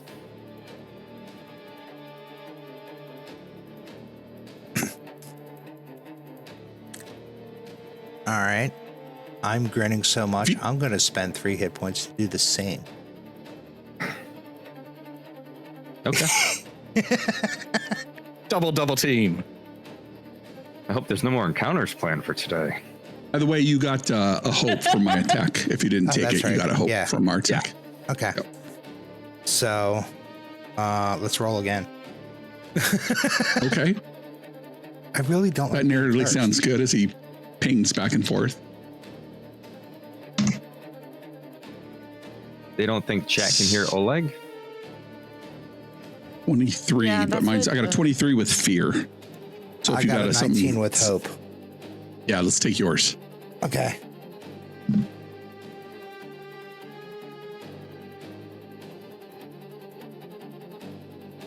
He marks another stress from getting stabbed by my devouring dagger. Okay. Ooh. 13, 17, 26. And 17 for me. 26, 17, 43. Yep. Mm-hmm. How do you want to do it? Nice. Basically, we're just spinning this guy around, slapping the hell out of him, and just sending him back and forth to each other. I love that. Like a cartoon. That's amazing. Especially considering he's stuck in place. That makes it even better. That's so funny. All right, so as you're spinning this guy around, bam, bam, bam, he's going back and forth, and eventually, with your last hit, you see that his entire form just shatters, leaving nothing behind besides his hat and his coat. Pretty sure his curse backfired. The much larger glowing rock is laying in the rubble. What was that? This thing's still alive, the cat thing, right? The other one, yeah. Yep. Okay. I am going to bend of here, steal that spotlight back. You guys are getting all the crits in. God, I'm getting jealous over here. All right, so you no longer have, you're no longer cursed. This guy is gone. This one's going to turn to, I guess not turn because he can't really move, but it's going to turn to Throg, who's right there. And it's going to launch another claw attack. 12. Does 12 land? Yeah, my evasion's 9. Okay, so as it's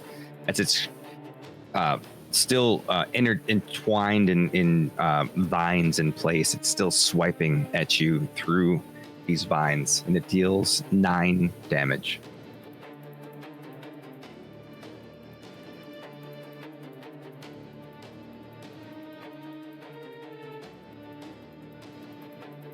And spotlight's back to you. Did I spend that fear? I believe so. I know I said the words, but I mean, at Also- worst, we could always check at the end of stream, you know, go back True. and look. true. Hey, Goldie, say something for me. Hello. Think you're working now. Just paste it in your browser source. But thank you for letting us know. It's always something.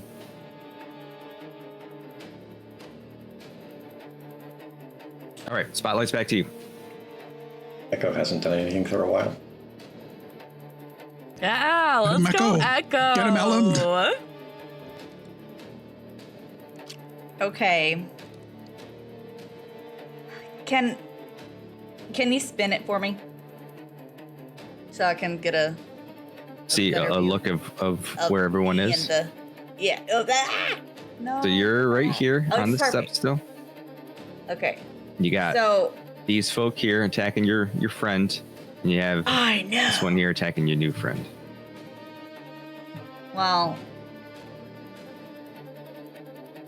I can attack. Wait, hold on. Are there two enemies over there? They killed one, right? There's one enemy left here. Okay. I'm sorry, no, over here. Sorry, my mistake. This one is dead. There's one enemy way over here, and the other one is down. So the only two Perfect. left are that one and this one. I'm gonna go on the other side of the enemy that's beside Ellum. So I'm just gonna go flutter around there. You're gonna go on the other side. Yeah.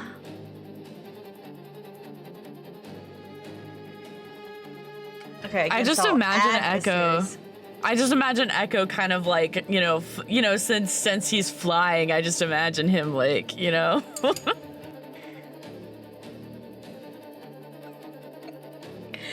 All of the blue and silver or goldish, dust flying off.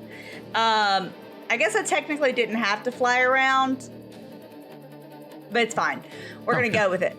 We're gonna do fireflies. All adversaries within. Oh wait! Zoom back out for me. Oh, instead, can I kind of fly?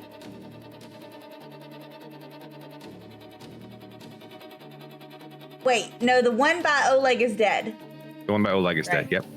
Never mind. We're gonna do what I was gonna do again. Sorry. Yeah. I misspoke earlier when I said that. We're doing fireflies. Okay. It's a spellcasting roll. Spell, fairy, butterfly. And you know what?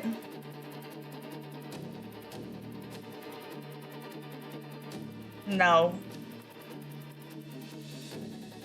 I'm just gonna hit it with my short staff. It's fine. I'm not using that spell. I just used it for something beautiful the night before. It would taint the memory. Ellen might find it beautiful this night as well. You right. You so right though. By the way, I'm so sorry, guys. You just rolled the fear. No. Edgar's not allowed to do anything else. Okay. And it's only a 10. Only rolled a 10. Well, 10 hits. Yay. Okay, let me roll damage. Do it. That was the wrong dice. Hold on. Okay, 8. I keep handing it over to him for like little itty bitty wimpy damage. How does Echo want to do this? Okay, so he's gonna get his short staff above his head and say, "Don't hurt my friends!" and then smack him down on the head. Perfect. As you swing your short staff and whack them on the head, they just shatter into a pile. We should never hurt my friends. And then I don't do anything else because it's not our turn anymore. You almost hear a, okay, sorry, as they go down. Oh, sure.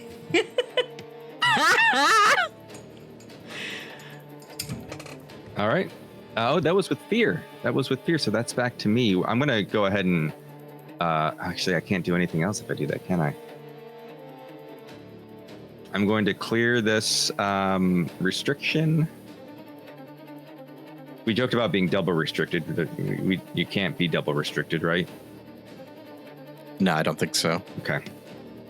And then that's all I can do because I can't re-spotlight that person or that adversary.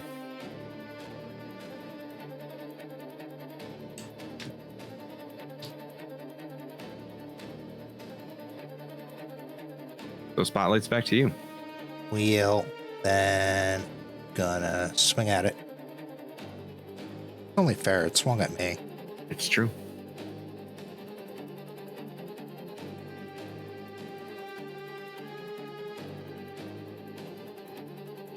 This would be a 19 with hope. Take your hope and roll your damage.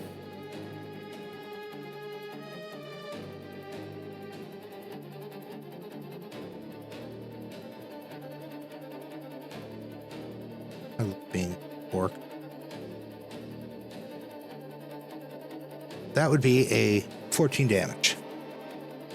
All right, so that takes it to major damage.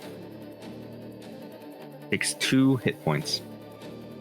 You can see that the rocks are starting to sort of fall off this thing. Just trying to keep itself together.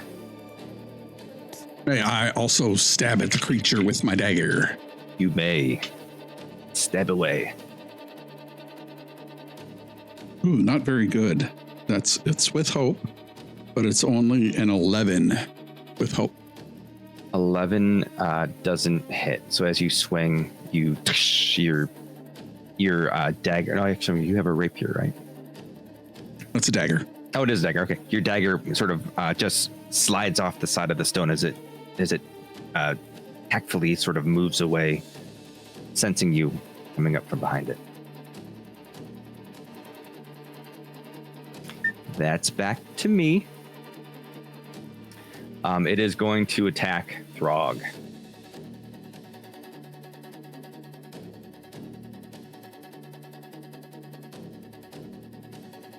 Okay, yeah.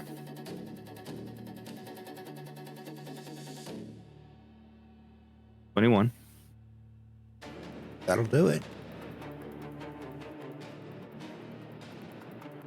And for 10 damage. Okay.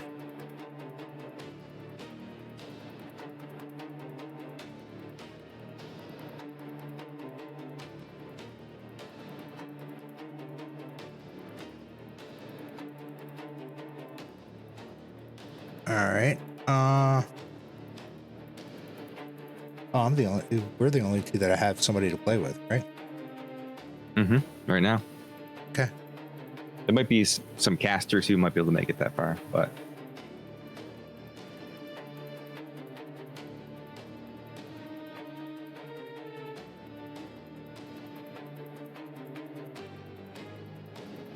maybe not.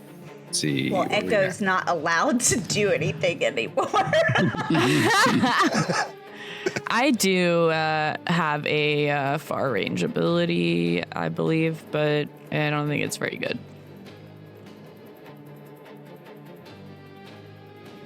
You want to give it a try? You should do it. Yeah, okay, why not? I haven't done it before. So, okay, I'm gonna use Ice Spike. Okay. And just, yeah, all right. I'm rolling. You never say it's not very good because the way y'all are rolling crits. Well, I rolled an 11 with hope, so I don't really know about that. We'll take your hope, and I thank you for the spotlight back. I'm crying inside. As it once again attacks Throg, because it's just solely focused on Throg. Poor by Throg. design. Ooh, attacks for 7 though. Wait, it rolled a 7? Yeah, attacks we 7. We get the spotlight back. All right, take it.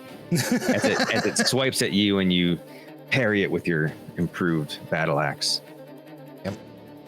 All right, I will return the favor, except actually hit it. Okay. Hopefully. 16 with hope. 16 hits. Take your hope. All right.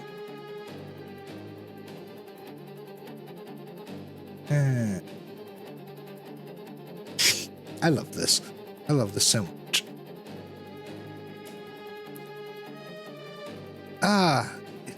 Because consistency is very important. 14 damage. Okay. 14 damage. How would you like to do this? I'm gonna just keep swinging. He just like keeps swinging down because every time it claws at him, every time he swings at it, it seems to claw at him. So he just finally just brings his axe right down on its head and just yells at it, "Go to sleep." So as you bring your axe down upon its head, it once again shatters, leaving behind a pile of rubble and a glowing purple stone. I'm gonna grab that big stone from the archer. You said there was a big crystal inside him. Yep. So you're going to reach down and you're going to touch the stone? Yeah. Okay. As you lay your hand in the stone, it shakes. All of the smaller stones from around the area come to that stone and incorporate themselves into it. And faintly, as this happens, you think you hear, "We can save them all." And that sounds like a great place to take a break. Well done, everybody. I do that GM thing where I'm like, am I going to kill everyone today by putting too many players on the board or too many adversaries on the board? No shortage of critical successes in this group. That was awesome, y'all. Good job. Well done, everybody. Yeah. All right, so sit tight. We're gonna take a break, get some drinks. We'll be back after this word from our sponsors. We'll be right back.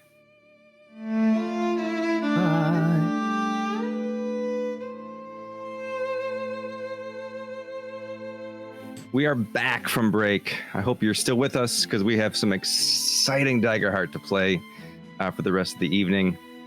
How's everyone feeling? Everyone feeling good? After I'm that, great. Awesome. hell yeah. I feel bad for all stairs sending they are, the yes. spotlight back to you twice. Don't feel bad. I mean, I want to play too.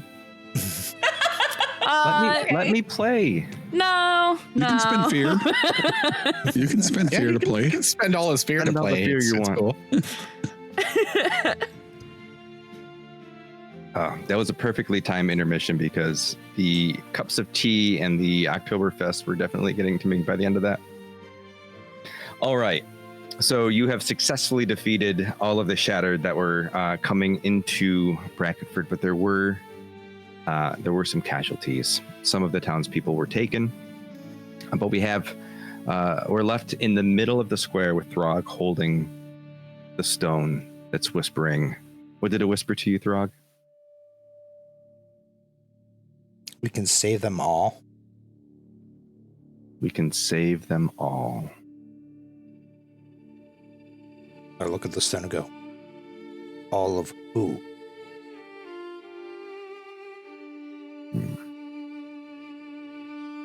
And yes, I'm standing right next to Helm talking to a rock. Wouldn't be the first time. You promised you wouldn't tell anybody that. No, it's just you and I, buddy. I mean, that was We're just having a conversation. That was more the beer and herbal remedies than a glowy rock. Don't worry. I will erase it from your mind one day. Obviously. Too soon? No!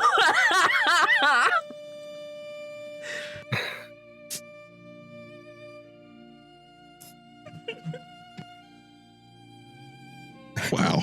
I think we broke Ghost. Too soon. Wow. All right. Get us under control, Ghost. All right, so you're all standing in the aftermath of this battle in this courtyard, surveying the battlefield, these stone monstrosities. You all saw these small little, I wouldn't call them specks, but these tiny little glowing stones immediately fly to Throg as he held this much larger glowing, even a gem. It's crystalline in nature as they all form together, and as he's holding it, talking to himself. You survey the land. You see some town people didn't make it. They didn't shatter the way that you would have expected, the way that you've seen in the past. They are lying dead in the town square. Behind you, at the Stag's Rest, you see the barkeep, whose name you know is Myron because you were drinking there for quite a while, sort of peering around the frame of the door.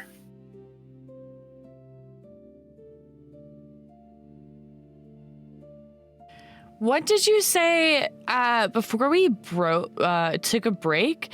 You said when Throg touched the stone that was like glowing lavender, the other like little shards collected into something? They were collecting into that stone? Yeah, Is that right? They were drawn to that larger stone. Okay, got it.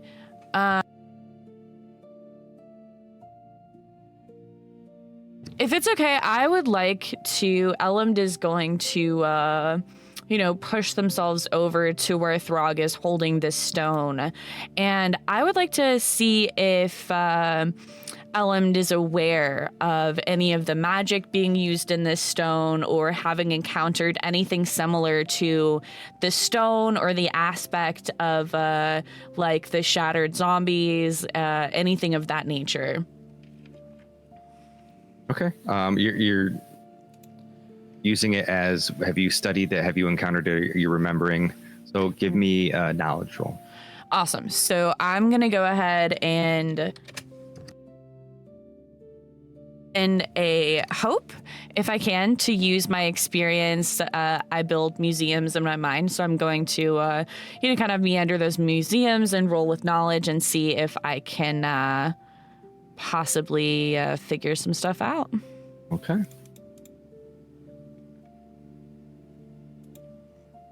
And that is a 25 with hope in total. That succeeds. So how close to this thing are you getting? Are you holding it? Are you just looking at it? No, I'm just getting, probably idling up like next to Throg while he's holding the stone. All right. So as you examine the stone and you feel the energy it's emitting, you're trying to remember if you've studied this power before, but you're coming up empty. However, there's something gnawing at you. You've certainly felt this before, though it's completely alien.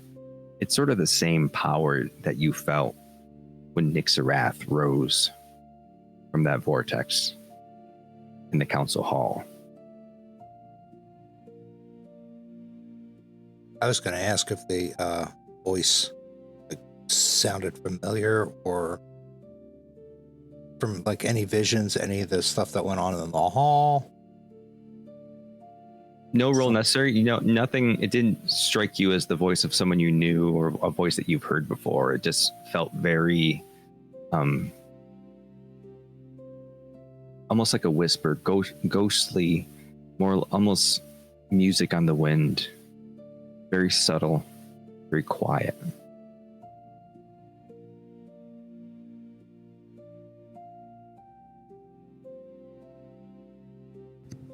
If it's okay, I would like for Elend. Elend is going to reach out to their little mushroom eye hand to Throg and say, "Allow me to inspect the stone."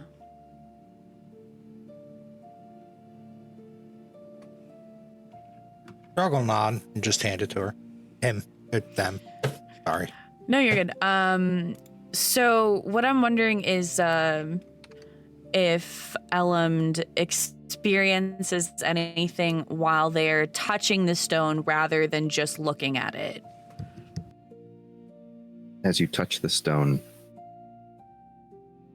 you hear this whisper. Again, very subtle, almost as if it's once again just a voice drifting on the wind. You hear, even broken, the spark endure.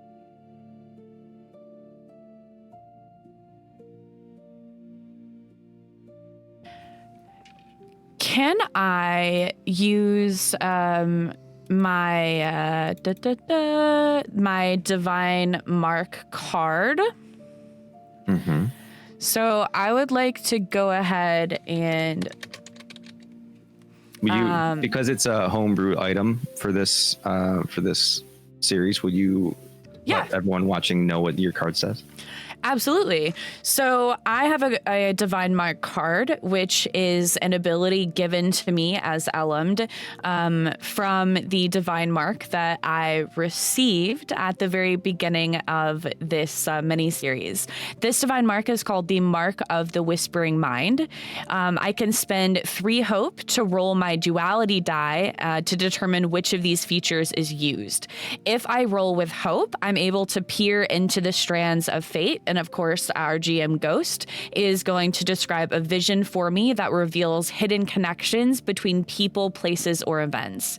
However, if I roll with fear, I'm able to glimpse all possible outcomes at once, and I can treat my very next roll as an automatic critical success. However, after that action resolves, I mark a stress because my mind just kind of fractures under the weight of all of the information that I'm receiving. And that is just a straight duality die, right? Yep.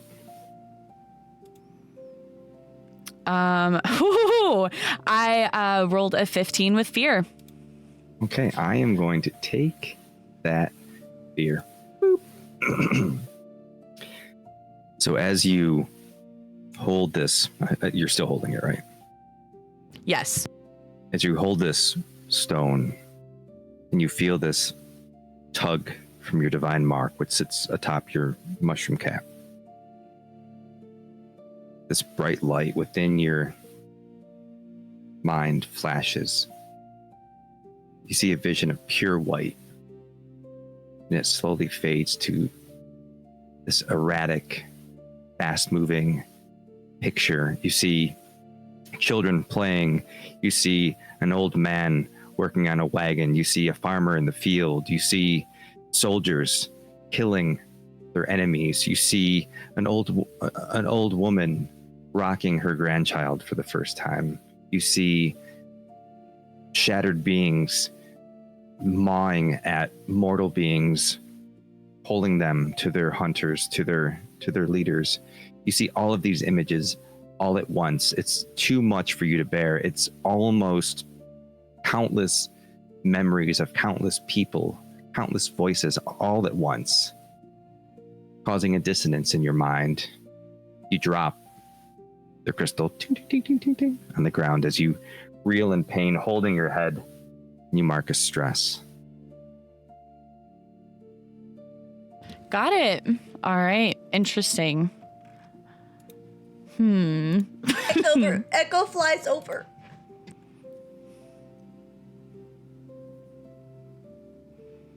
Do you have any questions to clarify that at all? I do. So I don't. obviously Elend at this. Okay, I have a kind of a player question and an Elend question. My player question is, am I able to, like, at a later point in time, like, recall these things and interpret them to a better extent once I've calmed down? Potentially, yeah. Okay, so my next question is for Elend at this moment. Is there anything that Elend deciphers of the very last kind of flashing vision from this white, kind of very bright, excessive information?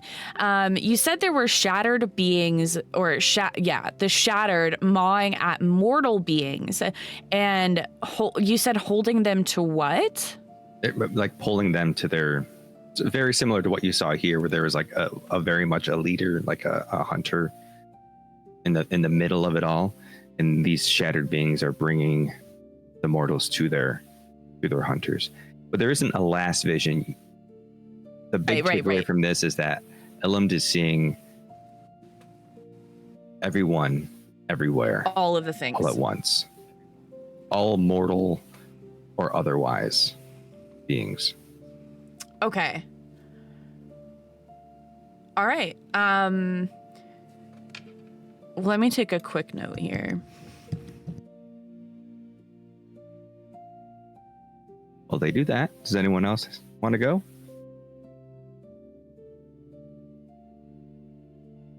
I mean, after Echo flew over, he just kind of like inspected Elend, like facial expression and such. What do you And then see looks at the as rock. Elend is doing all this? What does Echo see from Elend? Oh gosh.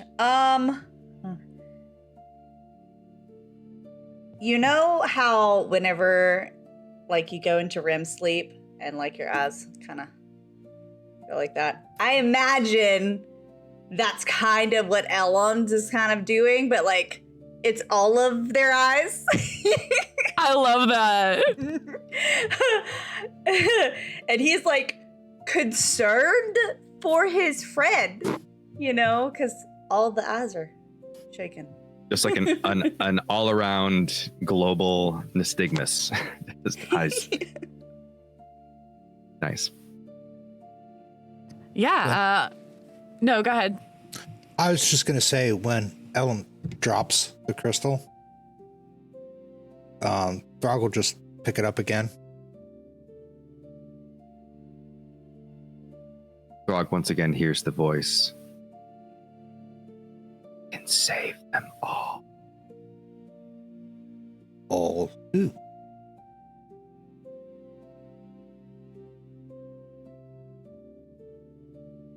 Echo will bend down to Ellen and be like, "Was that rock mean to you? Is it a mean rock?" Elend. No, go ahead. I'm so sorry. I didn't mean to interrupt. He doesn't even wait for an answer. He just goes and like grabs Rock and says, "Were you mean to my friend?" Although, like, Echo's not going to try to take it out of Throg's hands, so I guess it's kind of like one of those like, "What are you doing?" You know. So, I think that's so cute. Elend is obviously is not going to reply to Echo or to anyone. I feel like at this point, Elend is almost like a little bit, like when a mushroom is wilted. And they have eyes all over their body, but with the eyes in their face, they're just kind of looking downward. They're no longer doing like the rapid blinking that Echo described. just kind of a little bit calm, but almost like a robot has shut down or something like that, and is just entirely focused, entirely immobile, rather unfocused, and just kind of like wilted a little like a mushroom downward toward the wheelbarrow that is beneath them and is doing and saying nothing at all. Aww. I know. So as you stand in this this square and all of this activity around the stone is happening. What's going on with Oleg, Dar, and Helm? Oleg probably landed next to Dar.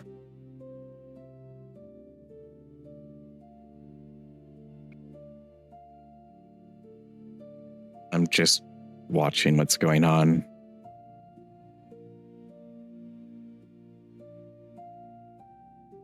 I think Helm's walking around, muttering to himself, I don't know, why do we have to go back to Rictala? Like, I left that place a long time ago. I never want to go back there. Why do I have to go back there? Maybe I can talk to these guys going back to the Elven place, because this is ridiculous. Like, this says a bad omen. First we get the king over here, and he points to Throg, and then we get these creepy things with stones in them. Why do we have to go there? And he's like doing a circuitous route around the tavern to see if there are any other of these creatures around.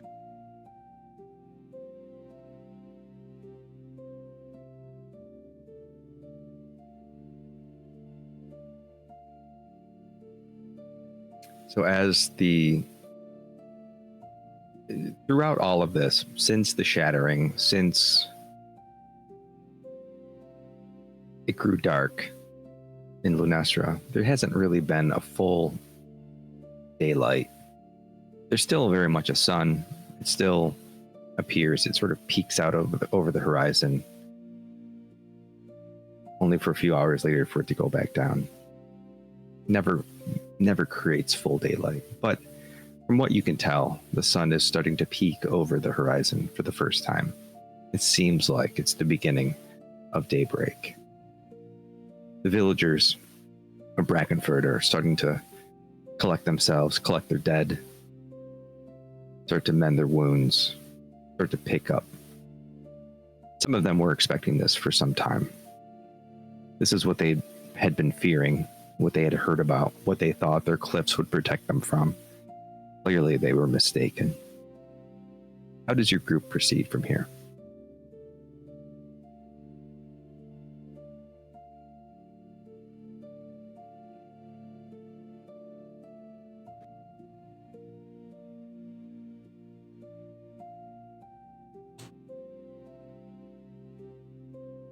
I think Hal's going to come back around the corner and he's going to march himself up to Oleg and look up to him and kind of give him a toothy grin. Like literally toothy grin. Well, it seems like we're following you from place to place, so where to next?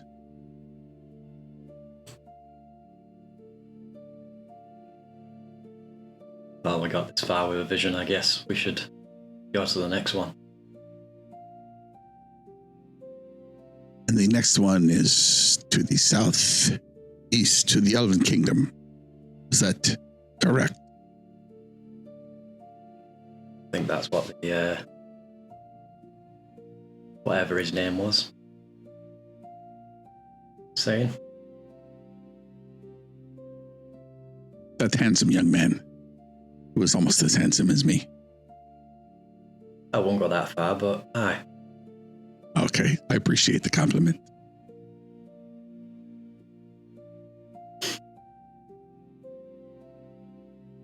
Throg looks like he wants to say something. Throg's kind of tilting his head at the reaction of Elman to the rock, so he just puts it away. And, Wait, I was not done interrogating that rock. Oh, it's sufficiently frightened of you. It has learned its lesson. Wait, how do you know that? What? You wouldn't be. I'm gonna walk over to the other two.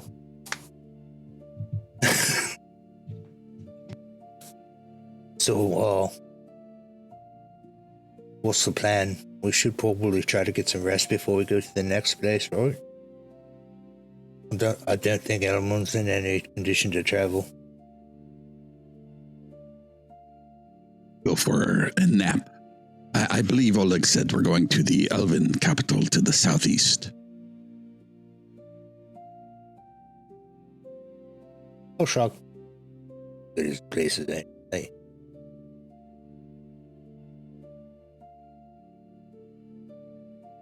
Can we really afford to wait? I will. Does Elman still look like a broken robot? Yep. Oh, I need your help getting Elman back in. Oh, Up the well, stairs. hold on. Echo will get right in front of Ellen and be like, hey. Elmd is not responding at all. Literally like a totally just a plant mushroom. Well, the vegetable is on wheels. They're very... Ellen is very Super heavy, wheel. so, I mean, good luck with, with the cart and everything. If Very heavy altogether. It's if a lot. we push the cart towards the tavern, I would imagine the only thing we'd actually have to do that would require sufficient amount of muscle. Well, actually, I don't know about pushing the cart, but we just have to lift them up to the stairs so we can get them to their first floor room. I don't have very many muscles. Throg has plenty of muscles for us. Throg, I saw you carry like 5 kegs on that wheelbarrow. That was like more than this size. Just the other night when we went to the underground. I mean, when we were out. I mean, before work. I mean, nights before work.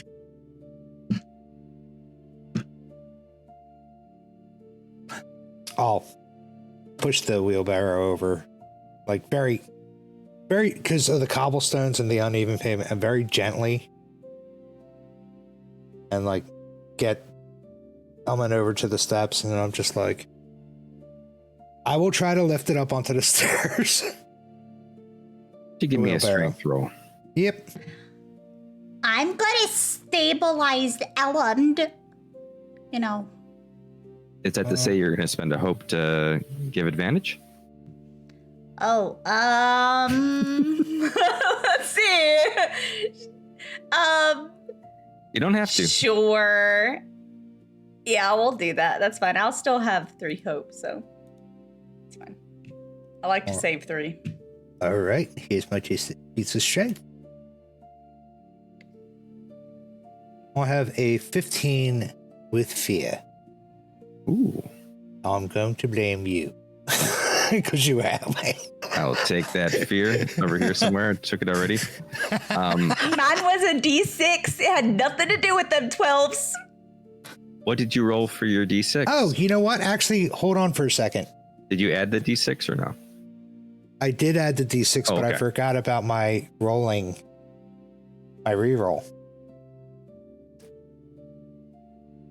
It's kind of like, Robin Hood Men in Tights. Yes, he gets another roll. You get a reroll. Much better. Yeah, ability checks, I get the reroll or the low score.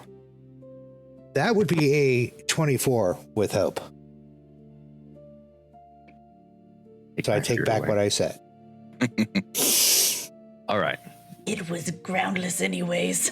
You easily, with the help of your fairy friend, get Elmd and their cart up the step of the inn, which really begs the question: how did they get in there to begin with? Did they just use their power to get up there? I suppose. Who knows? No one's paying attention, I guess. So as you move Echo was back paying in, attention. Yes. ooh, aw, You look so sad when you had to take it away. no, I wasn't gonna say what happened out loud, so your party didn't think you were working against them. Oh, I will say every time. So as you make your way back into the tavern, you see that there's no one left but the bartender, Myron. You move into your prepaid rooms, the rooms that you paid for before all hell broke loose, and you have your long rest. Actually, may I, Oh, yeah. No, by all means. as they're all going into the tavern, I'm going to put a hand on Oleg's shoulder very tightly with a bit of kind of electric buzz. By the way, storm still raging outside through all of this. And then once they all get in, except for us two, is what she said true? Whoa, said. That sun lady.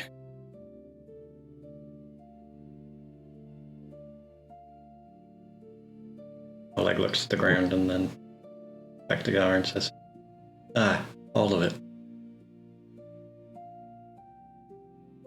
The attack in True Vale was because of you?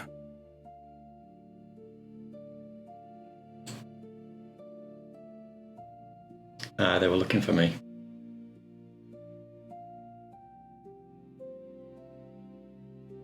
Why?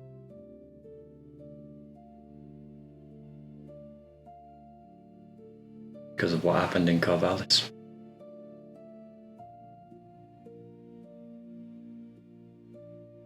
You betrayed them.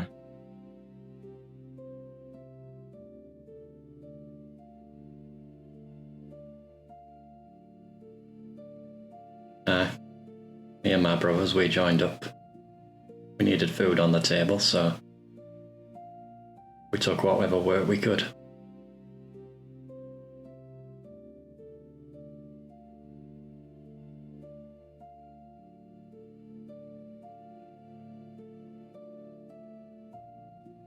Who were the attackers?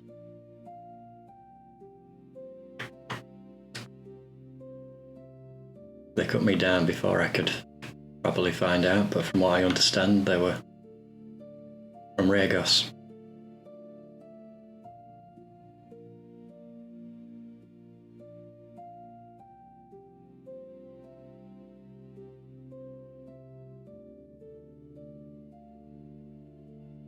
I'll just stare at Oleg for a little bit.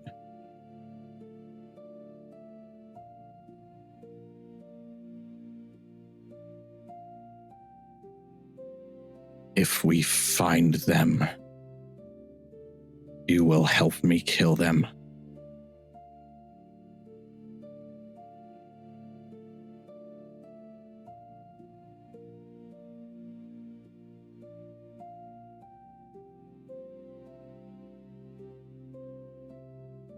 We can't hear you, Oleg. How about now? Yep. Yeah. Yeah. Oleg's hand instinctively grabs at the sash at his waist, and he just slowly nods back at Dar.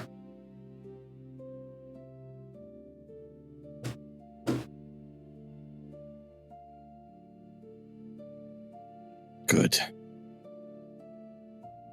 And then I'm going to walk towards the tavern.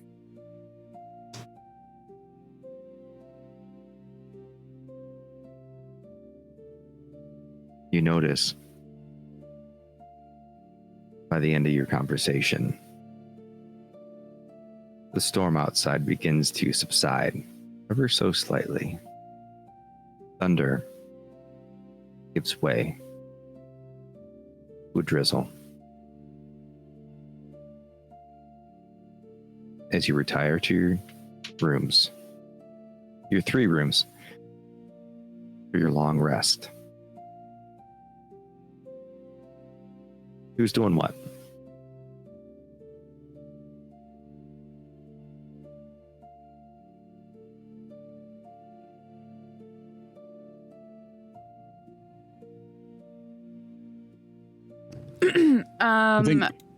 No, go ahead, Hal. I think Hal, paces back and forth in front of the hearth, shaking himself out after being in the rain. He certainly would not have gone out in the rain had he remembered it was raining. But he's going to do that and then kind of sit down on all fours. And then before you know it, he'll probably cross his paws and fall asleep.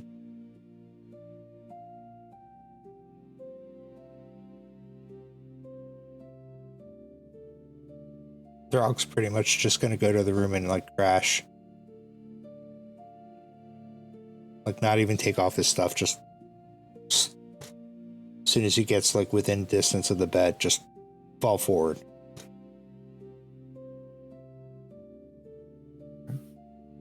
So for your downtime, if you go to your character sheet, go to long rest, and you can choose 2 of the options: end all wounds, clear all stress, repair all armor, prepare, work on a project, or other, which you don't need to. I think you did a pretty good job clearing the area of enemies, so we don't have to worry about standing guard necessarily. Elend was previously working on a project that was interpreting the book or deciphering the book. They no longer need to decipher, they can interpret if you want to continue that project as an interpretation project.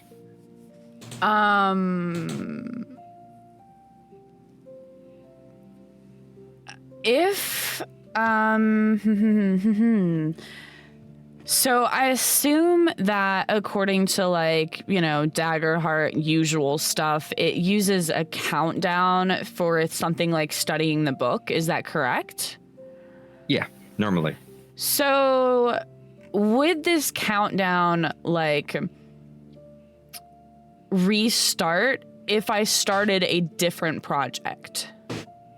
So the last time, I think I gave you because Echo helped you.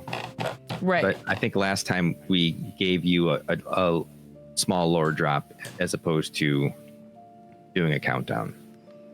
Right. I think that, Ultimately, okay, that yeah. got kind of squashed anyway because Raish interpreted the book for you. Yeah, right, So, right.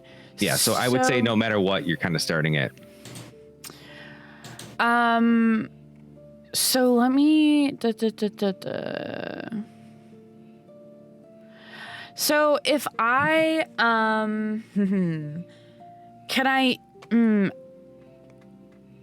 can I work on 2 different projects in my 2 different moves on long rest, like downtime?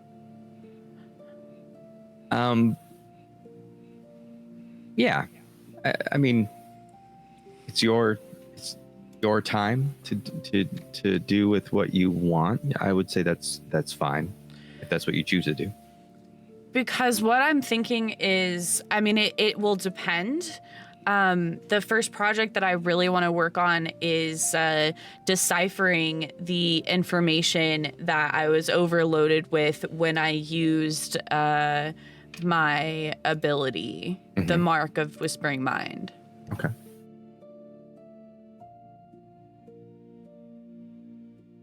Any other? Could I have done something before we did the long rest? I'm just real quick. Yeah, go ahead. Okay, cool. I'll say that in a minute. The second one, of course, would be depending upon the information gained in that interpretation, reading into the Book of the Dawnfire to determine if there is something that I can, well, of course, anything I learn, but also if that relates to anything that is within the vision that I received using the Mark of the Whispering Mind.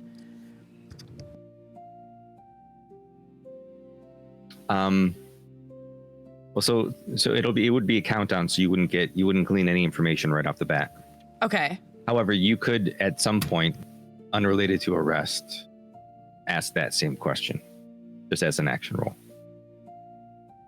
If you wanted to like use your knowledge, the knowledge you've gleaned from, because you've been studying the book. You were studying the book when we started. Right. If you wanted to see if there was something that you learned in the book that was related to your vision, you can certainly do that. I wouldn't say you'd have to do that in relation to a downtime activity, though. So you could do your project, and then you could still do one other thing, then do your action roll to interpret after downtime. Okay, my mind is boggled. Please reiterate slowly. Sure. Do your project if you prefer. Choose another downtime activity. And then you can ask about interpretation of your vision after downtime. You don't have to use a downtime activity to do that. Okay. Yes, I understand. That's what I'm gonna do. I'm gonna go ahead and use my first move in my long rest to work on the project of just like, reading through the book. Okay. And I'm going to do this. I assume Echo and I are in the same room, right? So I'm going to do this almost as if Elmd is in a trance, not really being able to, just like being in a bubble, like not really reacting to any sounds or anything external, just entirely focused on this book. And then I'll use a second downtime, which I'm not sure what I should do. You can prepare to get more hope if you need some. And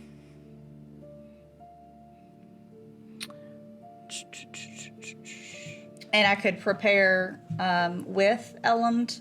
What does that do whenever that happens? If you if you prepare with others, then everybody gets 2 hope instead of 1. Everybody else who prepares together. So if you did it together, you could both get 2 hope back.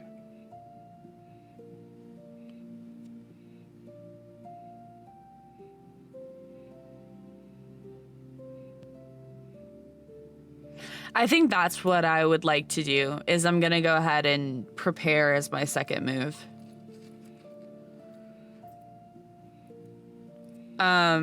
Should I, Echo, are you preparing with me, or would you like to do other things? Of course, always prepared to prepare. All right. Awesome. Thank you so much for being patient and explaining things to me. This is the part that for some reason just doesn't stick in my head. Okay. No worries at all. That's why we're doing it. New game, who dis? Yeah, right. Right. All right. All right. So have you all chosen your downtime activities? Anything else you'd like to discuss as a group? Echo, you still want to do... I was thinking about doing something until I realized that it cost me a stress to do it. So, I mean, it's going to give me a stress. So I'm good. I don't need to do that. For my second downtime, is it possible for me to I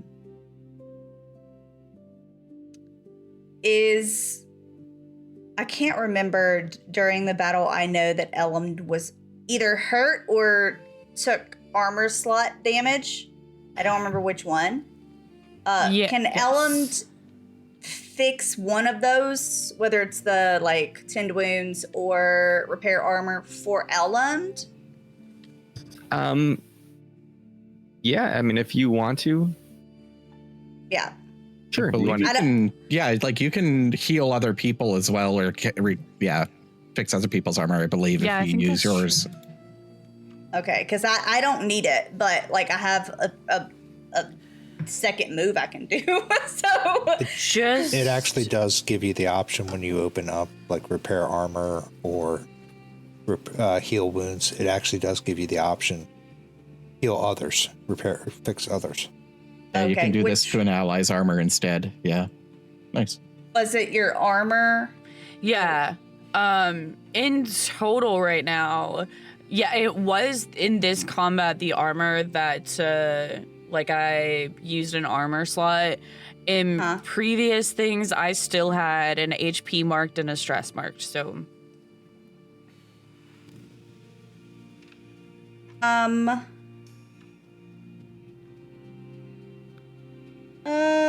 Well, it does all, no matter which one I choose. So it's essentially the same. Yeah. But we'll do the wounds because I like that more. Yeah. Thank you. And then we'll prepare together. Echo is like the sweetest human being. Well, not human, but Echo is a fairy. you're right. Okay, I'm Fairy. sorry. Okay. Humanoid. Humanoid. All right. Is everyone square? Yeah. I think Yep. so. You all take a rest.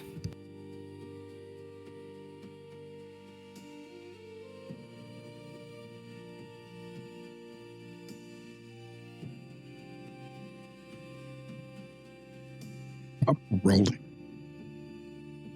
Mm-hmm. What? Don't say what. It's funny that you said uh-oh, because hell, what nightmare does Helm have?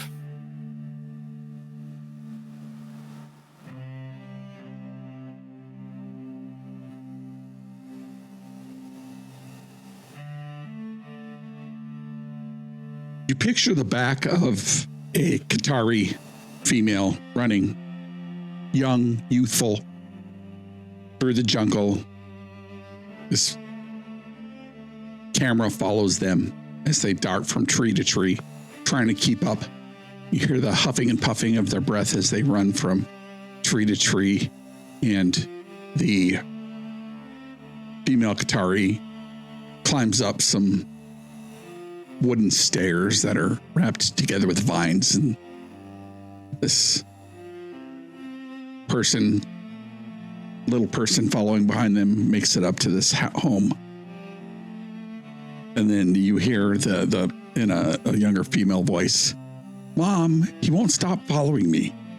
And you see this large Qatari female and like move in front of the camera really quick and bend down and start to lecture this person. And you hear how you need to be more polite like your sister. You need to be more responsible like your sister. You need to be more truthful and honest and honorable and not be such a troublemaker. And I think you see kind of the camera slump down and look at the floor as it slowly makes its way into a darkened room where the door is closed behind them and the last vestiges of the light closes as the door is closed, and this individual is left in the dark somewhere after being punished or being a kid.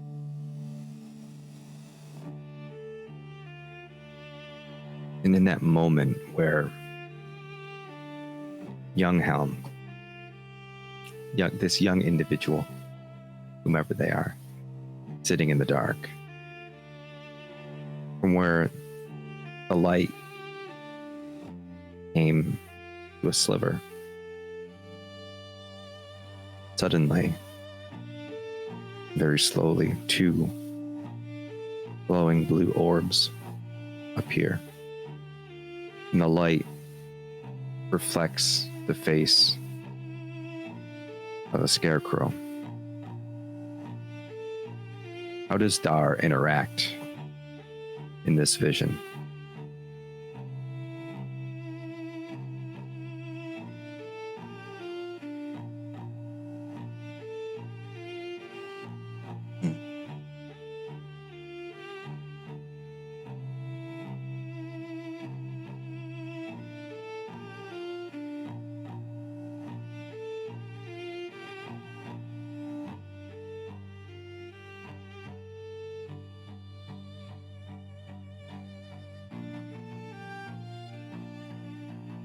Don't listen. Be yourself.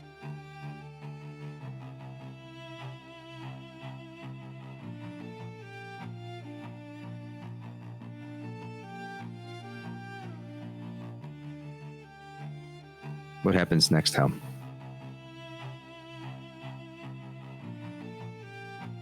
I think this individual falls asleep and the camera dims, and you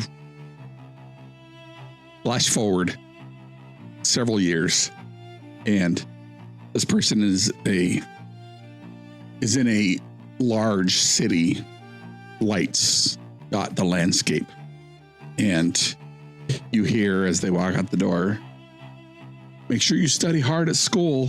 The same voice that had chastised him before, and he has his backpack on, and you see the person walking down the street going to school, and then he looks back over his shoulder before he darts into an alleyway, and he finds the same barrel that has been empty for days, weeks, months, and he takes his backpack and he drops it in there, and he straps on his daggers, and he looks around before he pulls the manhole cover and disappears into the underground on his way to Fence Club.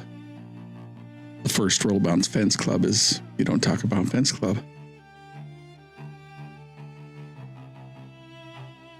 And as this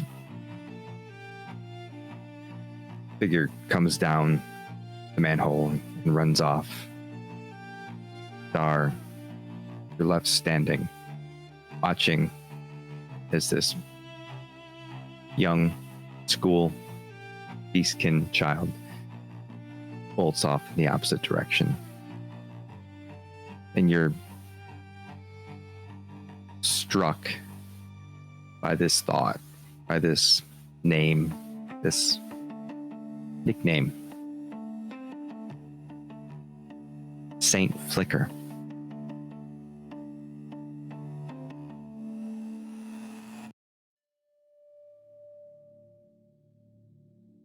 And soon, what now passes for morning, it was already pretty much day when you went to sleep. What little light there's left comes through the window, slowly waking all of you as you prepare to move on. You walk downstairs. You see the people of Brackenford doing their best to move on with their day. The inn setting out food for you to break your fast. A somber air fills the inn as you prepare. Slowly, one by one, each of you leaves your, again, 3 rooms as you meet where we started this whole adventure, at the tables by the bar. Myron, once again, behind the bar, this time putting some food out. And now it's your choice to make where you go next.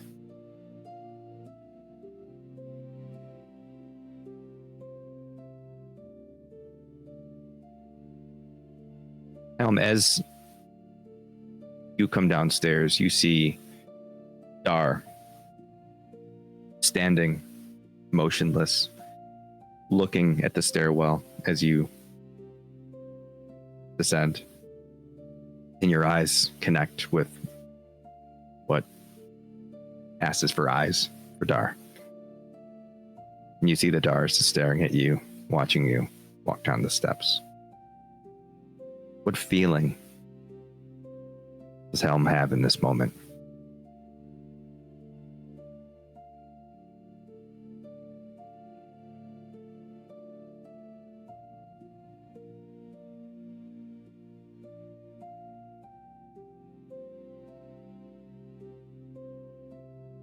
Seeing those eyes again, realizing where they have come from Lunesra, the wreckage of Lunesra, and realizing all those years ago how those same eyes led him on a path that was a path of his own to forge, not where his parents wanted him to be, because they already had the perfect sibling. And being a young boy in a family, the youngest boy in the family, where it was important growing up in a noble family, to have a trade, to be smart, to be educated, to understand where Helm just wanted to be an adolescent, a youth. And he kind of smiles that toothy grin back at Dar once again, gives him a knowing nod, realizing now that in this moment, all those years later, he's still living that life, that path of being, carefree, doing what he wants. Even if people tell him not to do that, he's still just going to do what he wants. And so this reckless youth, because Hallam's still quite young comparatively, that his path in life could have gone one of two ways. He could have been the perfect sibling that his sister was, until now he's like, you know what? I'm going to do something else. He could have been like all those people stuck in the city, but because of what this person has really instilled in him of doing what you want to do and being your own person is how that's led him here. And I think Hal gives Dar like a knowing nod as he passes by him and puts his paw on his shoulder and nods, knowing, almost a knowing thanks, or a nod of thanks, where it could have gone way differently had he not been encouraged to follow his own path growing up.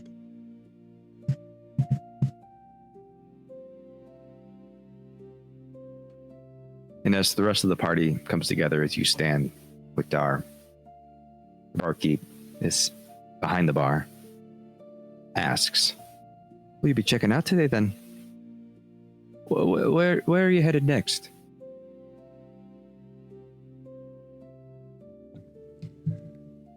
Well, I mean, last we said we were gonna go like northwest, right?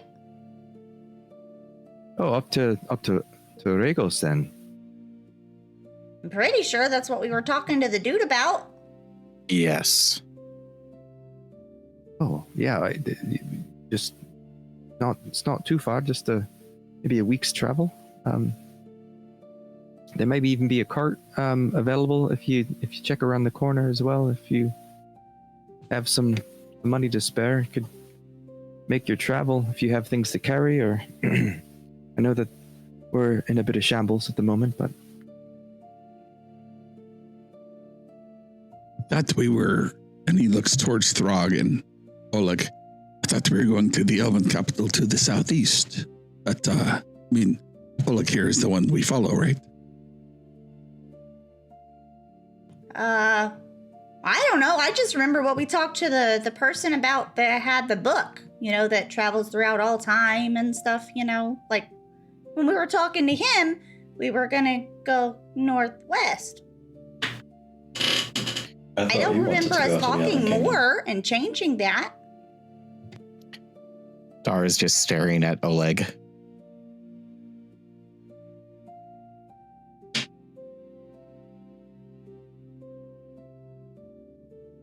So where are we go? Are we going the place we all talked about, or did we change our minds?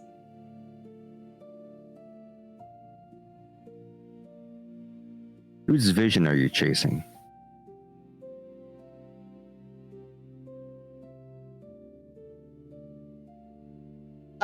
All I know is, are you asking the player? No, I'm asking any and or all of you. Which I'm just going based off of it was the closest one, and it was towards like the edge of the continent. Mm-hmm. So it made sense to finish off this edge of the continent and then teleport back to near here and then travel along, Teleport? Yeah, I mean, so, I don't know. I was just remembering what you said before the session started. You're like, remind me. I literally put it in the chat. I was like, Phoenix, don't forget to drop a We portal. haven't left yet. I'm not Okay, dropping the alright. portal in this place. Not It needs in to the be tavern. hidden. Unless we trust this tavern keep to like not let people near it. But I don't know this tavern keep at all. I mean, you may have won some favor. You guys like save the town. Frog will take a swig of beer and dip a loaf of, or the butt of a loaf of bread into his soup and wait for them to finish arguing.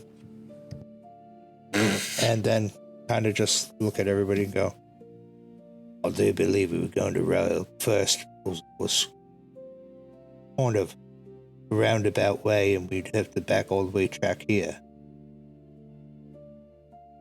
And we did talk about putting the portal about halfway between here and Royal. And then I'll go back to eating.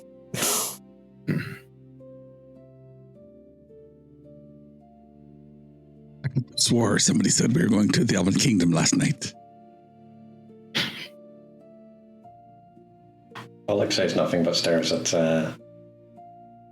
Al, knowing for a fact it was him that brought it up. All right. So as you finish your morning, Al, and your scraps of food to break your fast, your breads and probably some sausage that they had, and you start making your way out of Brackenford. Anything you want to do before you go? Other than figure out what direction we're going, no. I will. I will look at Oleg and kind of wave him with me to go get a cart. So, as you exit the inn, immediately to the left. Well, if you're looking at the inn, it's to the right. There is a barn that's open. There are horses, and there is a carriage there. Maybe carriage is probably overselling it. Definitely a horse-drawn cart.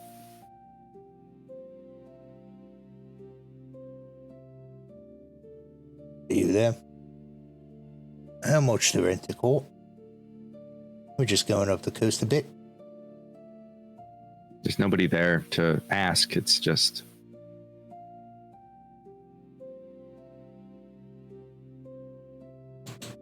Is there anything that looks like there would be something like safe? Or... Well, this barn itself only has the barn doors that swing open. There's just the one horse in the cart.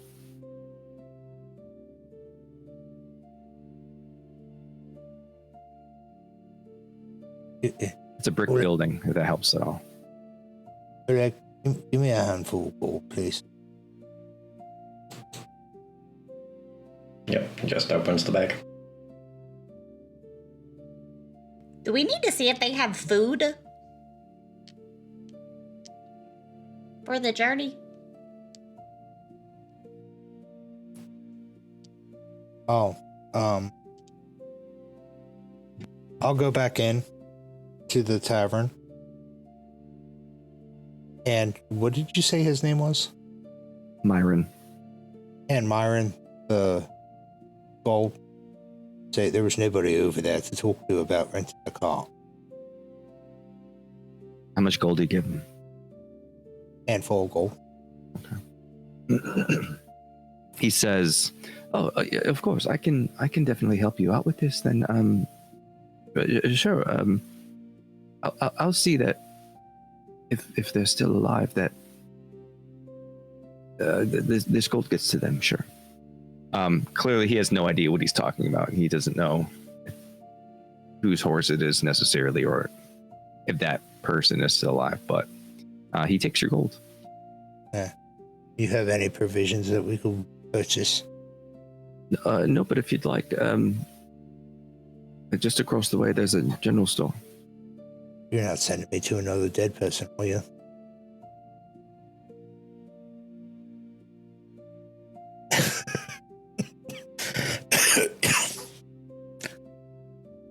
I'll walk across the thing. All right. For a couple of handfuls of gold, they're able to give you a bunch of loaves of bread, some potatoes, maybe some dried meats, enough for maybe a week's journey.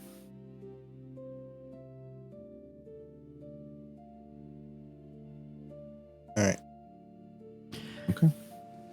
I have a question. Oh, go sorry. ahead. No, go ahead. How long does my beast form last? That's a great question. I don't know the answer. Let's look. Because it doesn't say there is a limit. Then I would assume that it would last until... I'm looking, hold on. Yeah, I'm reading it again.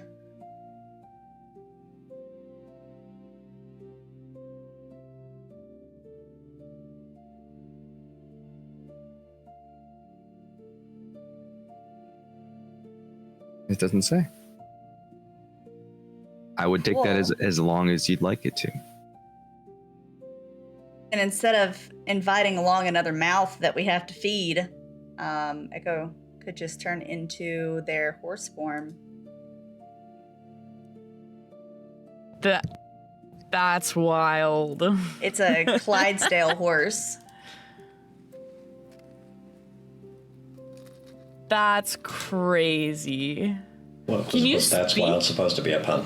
Yes, I can communicate like normal while in beast form. Oh, that's Clydesdale so with cool. Echo's voice. Yeah, unless from what I can see here, unless you're knocked out of the form, aka knocked out, or you can just keep it going. Well, there we The go. horse was part of the provisions. So Throg can go back in and get some of that gold back because you're really just renting the cart now. No, I'm going to leave it there.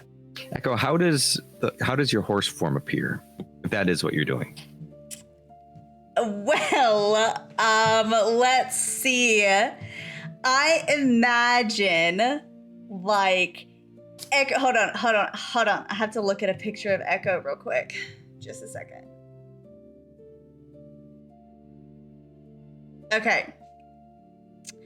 So he'll just like get on all fours and his wings will like encapsulate him a little bit, and then like, you know, his neck lengthens and his hair grows and all like his mane and all that kind of good stuff.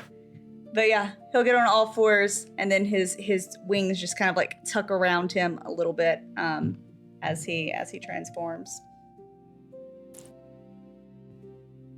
So as you get down and then have this transformation, do you give anyone any warning before you do it, or do you just go and do it? Oh yeah, Echo will be like, I mean, like, we have to feed that horse. I could just be a horse, and then he'll do it. Did anyone know that you could do this before you did it, besides maybe Ellum? Ellum's probably knew, yes. Dar knew somehow. I don't know if Ellum saw this form, but Ellum probably knew that I could change into other animals. So, are you a butterfly or a horse? I can be lots of things. But I'm a fairy. I can't be a butterfly. What's a fairy? I am a fairy. So as you start, I guess, strapping the cart to your friend, you start making your way out of town. Are the leather straps really good? Sturdy? Make sure they're comfortable for you. This horse can complain. It's good. Yes, this horse can complain. Who's hopping on the reins to say yeah? I don't think we need the whip this time. So who of your group is leading you?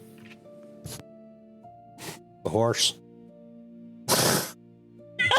Oh my gosh. Well, both. I don't know. Well, Helm obviously has been there. Echo has been there. I assume Oleg probably knows the way, potentially. But Helm is leading? All right. Would you like to going northwest? No. give me an instinct roll with advantage? We are going southeast. Now we know. Literally, Hal starts walking to the road that they just came up or the night before back towards the other way. What is it with everyone just walking in a direction in the opposite direction of where they like don't want to go? Is that going to just be a thing we all do at some point? According to the map, we actually do need to go southeast to be able to go north. So the road from Brackenford winds down through the mountains. It kicks south to get down, and then you sort of come off to the west side of the mountain into the valley. And then after you've gotten that far, you choose left or right. The road splits. Go more Left. southeast. Left will take you south, north, or right will take you north. I have a quick question. Yeah. Could I have handed a portal seed to somebody before I turned into a horse? Where would you have liked to have planted your portal? I wanted it to be on the path. I don't want it to be too close to the place. So like whenever we reach that fork in the road, if there's like some trees off to the side or something, that would have been a great place to like go in between some trees and like, drop it there. All right. So we can say that you did hand off a seed, and one of your party found like a sort of a discreet area to plant it. It'll take some time to grow, but it's generally off the beaten path. Probably not easily discovered, but Beautiful. and you come to the crossroads and you begin to go left.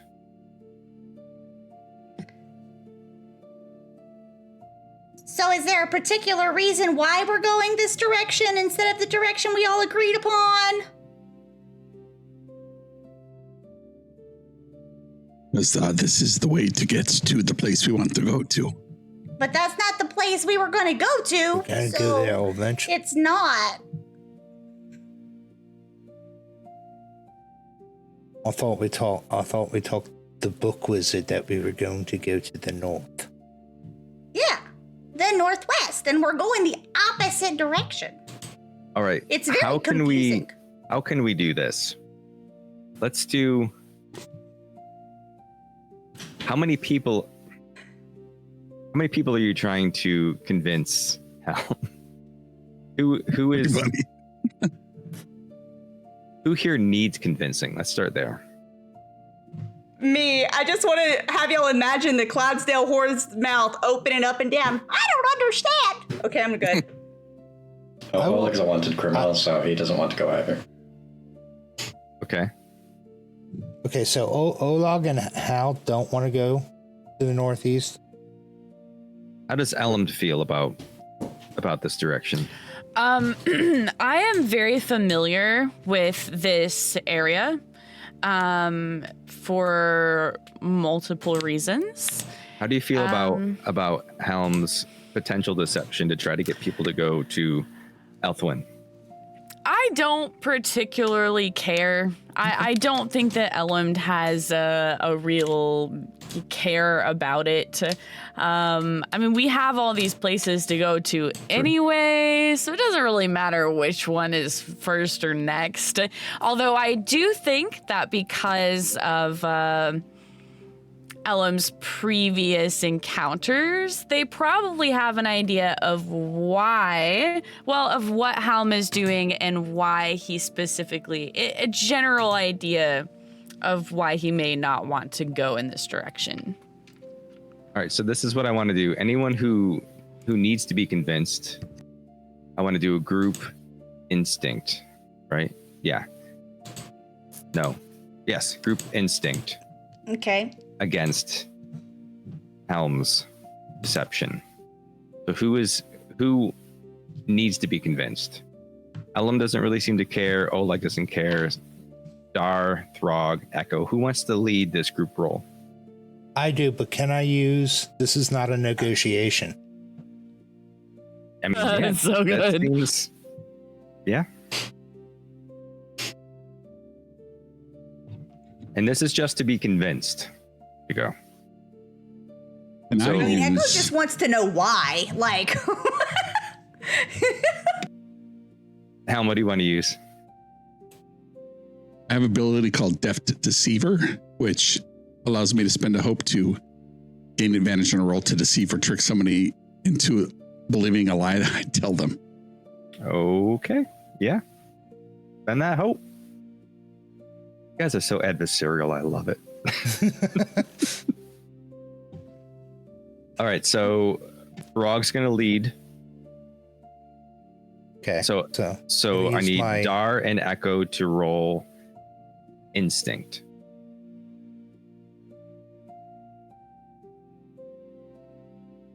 I'm just checking my ability, see if there's anything I can do to help with this.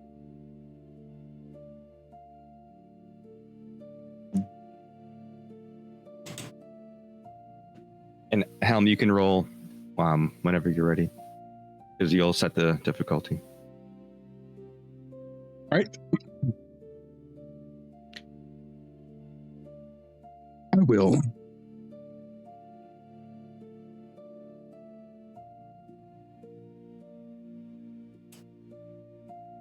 That is an 18 for me. Okay. What'd you get, Helm? Okay. If I'm using my ability, does he get the +2? Nope.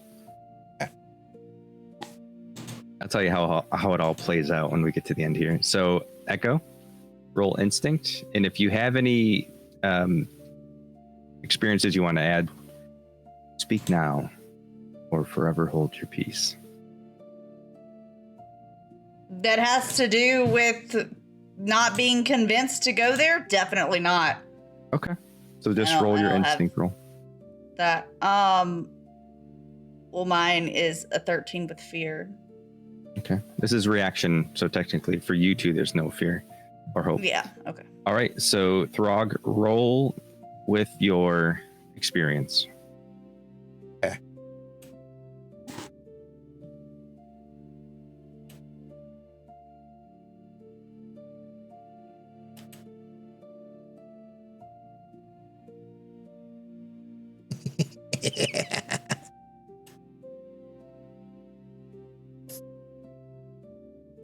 Nice. 18 with hope. Is that with your experience?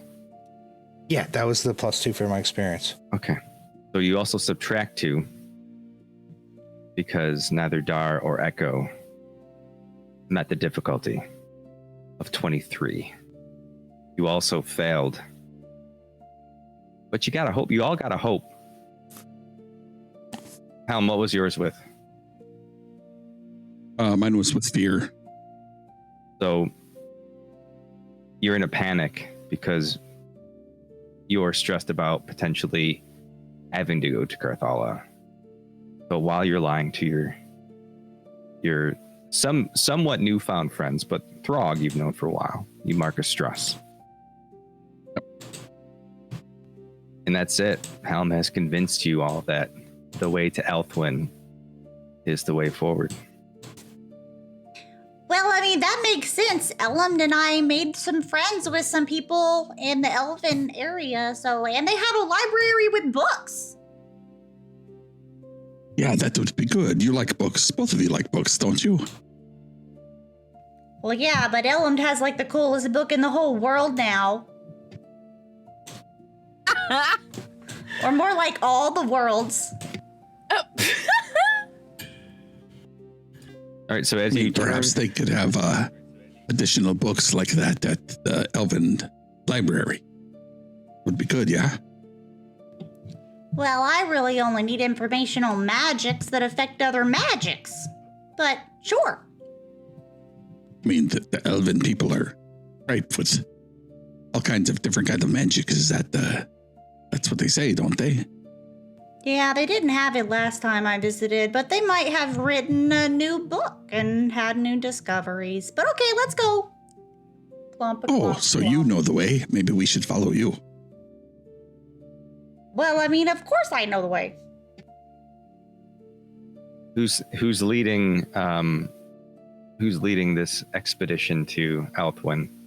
Echo has been there. Elland has been there. as well. Ellen was with you when you went. Yes. Yeah. I think that's probably it out of your group. I don't. What bonus do we get for leading? What's the plus? What? It's just you. It's to determine the safest and fastest path. No, I meant like, what am I adding? Oh, you're not adding anything. You're just rolling instinct Okay, rolling For instinct. for navigation. I have a +3. Perfect. Oh wait, hold on. Let me check my beast form. I don't think. Oh man, I don't think I actually have that card. I need to find it.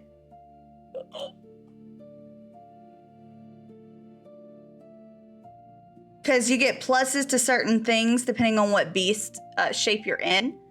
That's weird that Beast you can't form. just- So I don't remember what that one is. I'm looking.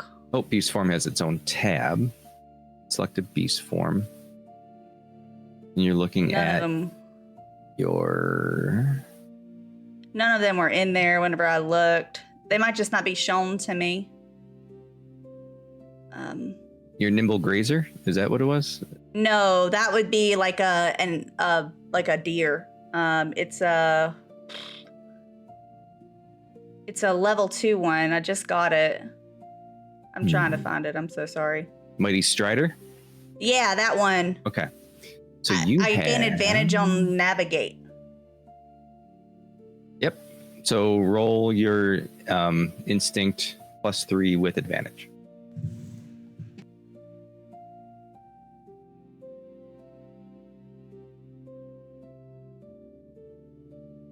The dice gods hate me. Okay.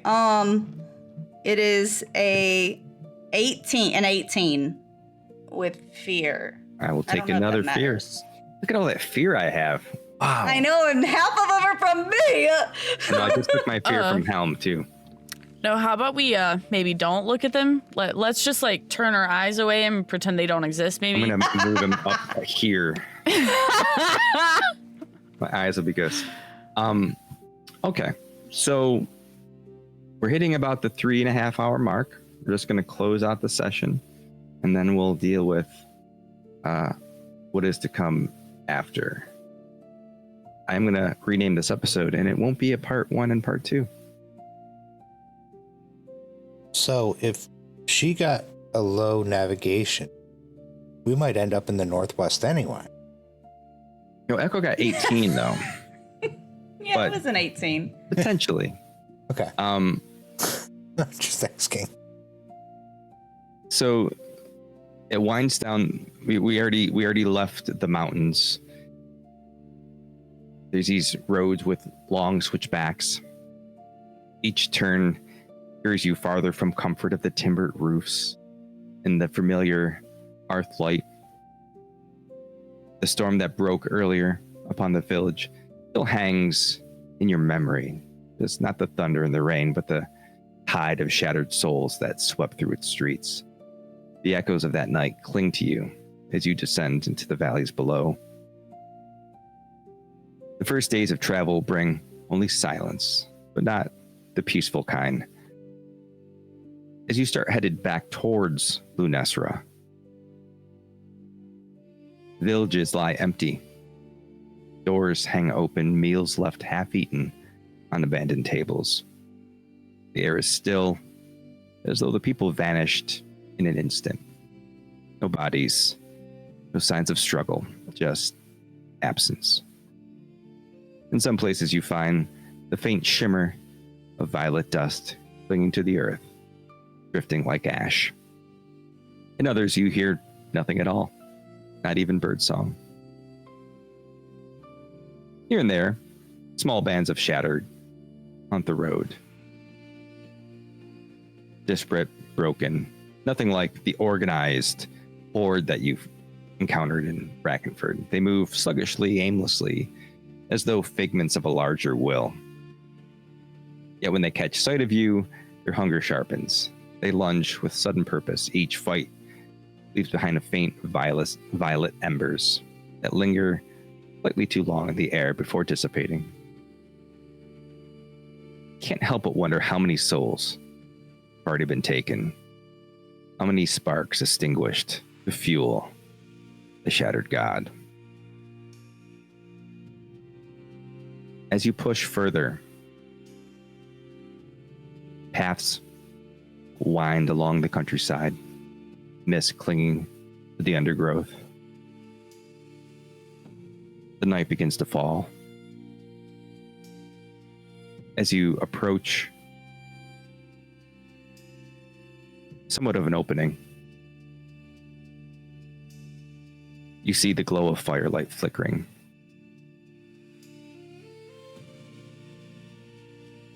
A lone traveler sits by a small campfire. You see a battered lute rest across his lap, skin of wine dangling from his belt, multiple other skins hanging from his pack. His clothes are ragged, patched a dozen times, yet his eyes sparkle with warmth, mischief, maybe something deeper. He rises as he sees your cart approach, bowing low in a very theatrical flourish. Companions,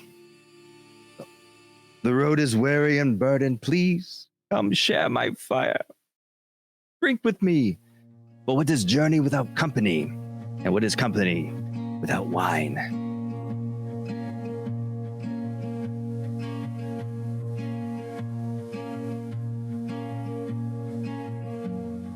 Hello? I'm offering you wine. Well, I don't really want any wine, but sure. Oh and my then God.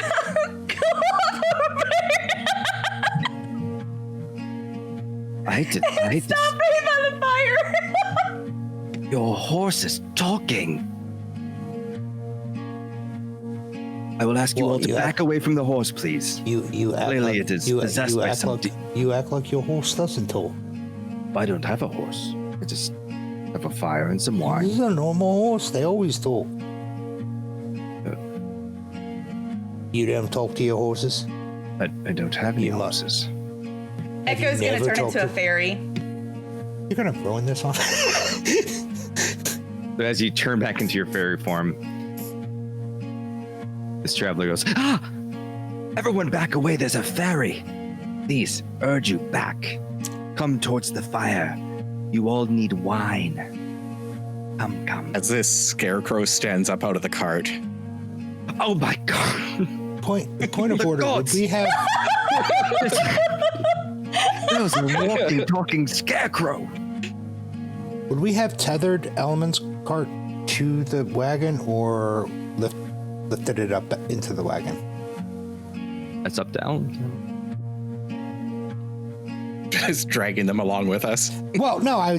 Which would they prefer? Wait, what? Do you want to You be have- Are dragged you behind on the the cart? cart, Or Load in it the into the cart, or are you cart, dragged or- along? Oh yeah, I kind of want to be dragged behind the cart. Not gonna lie. right? Just do the whole like jet skiing thing. Yeah, hell yeah. So as you all disembark your vessel or your horse form, and you come and sit around the fire, describe to me how this traveler appears to you.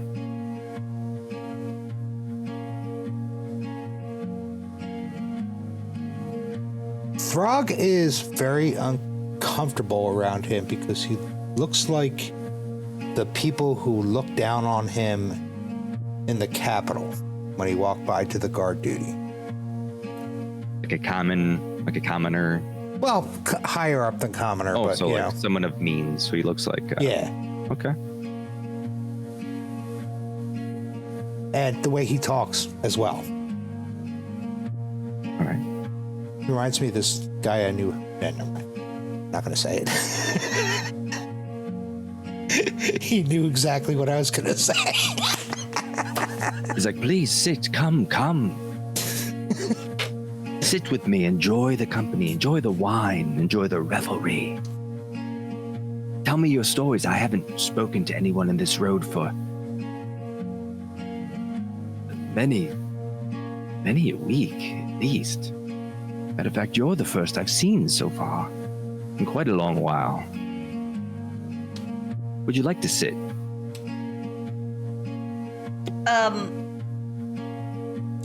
Echo would like to kind of flutter in a circle kind of around the fire. And No moth to the flaming. Huh? No mothing. Yeah. He wants to do clarity of nature. Okay. Which is basically I create a space of natural serenity within close range, and I can take away stress from me and my allies up to my instinct. Okay. So you have a +3 instinct. Yes, and it oddly enough uses a stress to do it. Huh. But So it's Okay. is it a you use you use a stress and then you clear across everybody, you share, you distribute 3? I distribute as I choose 3, Okay. and I can also include myself. Okay. Oh wait, hold on. I just clicked the one stress and it removed a stress instead of it costing a stress. So I guess it doesn't cost a stress. And what the clarity of nature? Yeah, it doesn't. It doesn't say in the thing that it costs a stress. I thought that it cost a stress because Oh yeah, no, of it the just stress said button. clear stress equal to your instinct. It's once per long rest. Yeah. Okay, well, one of them is going to be mine because I did have one. Okay. Where do the other 2 go? And who all has stress and how many? Like, can I just tell who looks stressed? I know Elland looks stressed because of the whole rock thing that was mean to them. I just have one though. Helm's a little stressed. Throg's a little stressed. I'm not stressed. Oh. Helm's a Okay, little then I'll stressed. do one on Elland and one on Helm. Okay. So that'll be my 3. Cleared my stress. I'm gonna pull a keg down from the cart because I don't trust the guy's wine. Oh, okay. Oh, side note, it said that I create serenity. I wanted it to be a mixture of part of like the magical nature of Echo's realm and just some like stones that are reminiscent of Elam's realm as Okay. well. Like stones and maybe like, I don't know if there's like glowing luminescent things maybe. Oh yeah, in probably. Elam's realm. You know, glowing so- moss. Sure. Yeah, glowing moss. So yeah, it's gonna be a mixture of their 2 homes. As this traveler has invited you into his fire and you start to change the landscape around you into this serene mix of flora and stone. Elland, you look at plant life that's growing in this serene view, and it's reminiscent of your vision. But the traveler is like, wine? Would you like wine? He starts like handing out these. He has all these wineskins in his pack. He's almost excited. He hasn't seen anyone in a very long time. Please sit, please. Tell me your stories. Sing me your songs. Do you have stories to tell? You, monkey angel, you surely have a story to tell. Not a very happy one. Oh, that's not. I mean, I would prefer happy ones if I could. I mean, can we? Okay, just agree to make them happy. That's good. Lots of sorrow out here. Let's do happiness or song. You could sing a somber song. That's sort of what I do. I sing somber songs. You know, it's what pays the bills. But do any of you have a somber song that you'd like to sing? I'm more interested why you're the only person we've seen who's alive. Well, that is an interesting question. I suppose that they just don't want the likes of me.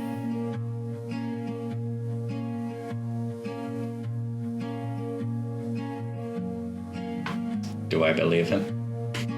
I don't know. Do you believe me? I'm being fairly straightforward. You want to roll instinct? Sure. I'm not very good at that, though.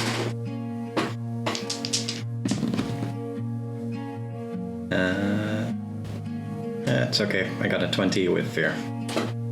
I will take that fear. Well, you are suspicious. You maybe don't believe him, but in asking, he's like, "Well, of course, we've just met. Why would I lie to you? Of course, I am offended, sir." And he reaches out and he grabs his wineskin away from you, hands it to Echo. This is not the way you make friends. I was the horse. Oh, I'm the one that said I didn't want any. well, then you must be thirsty, horse. Okay, who's got a story? It can be sad if you sing it.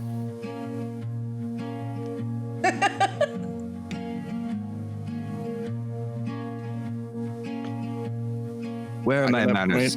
Sorry. I'm going to point. Oh, sorry. No, go ahead. I'm going to point at Elmond and say, that one smells like soup. Soup, you say? He's going to get up and go over and... You do smell like soup. Has anyone ever told you smell like soup? Yes. Can I have a nibble?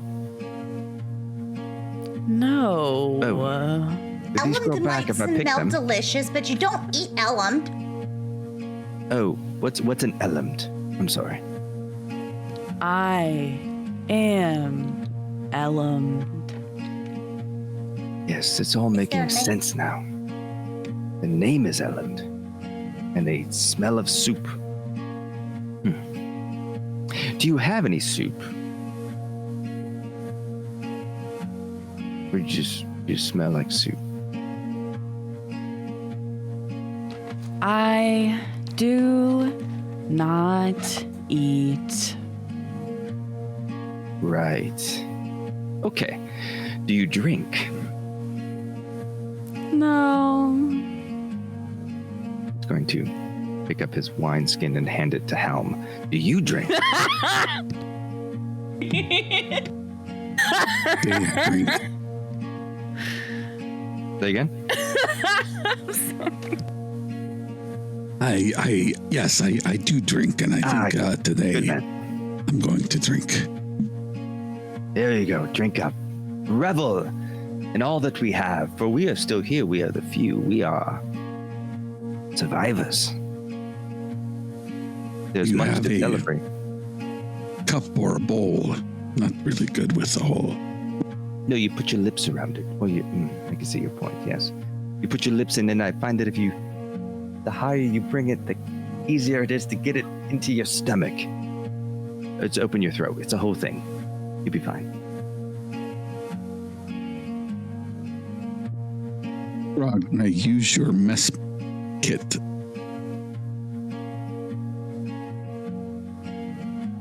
Suit yourself. Or squeezing his wine skin into his own mouth. Thrall will hand over the mess kit. And he'll dig through it and open a bowl, and he'll like squeeze the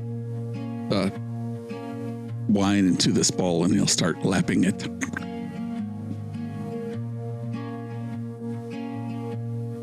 That's an interesting approach. I like that. Very good. So, where are you all coming from then? Alex says a different place from whatever everyone else says. That is also not Lunestra. Well, I've been kind of all over the place. How far back are we talking?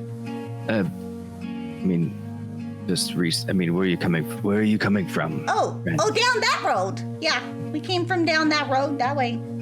Well, he just said that you came from this way. Well, you saw us come. I can't. Oh my god. You are giving me too much credit, horse. I didn't see you until you were upon me.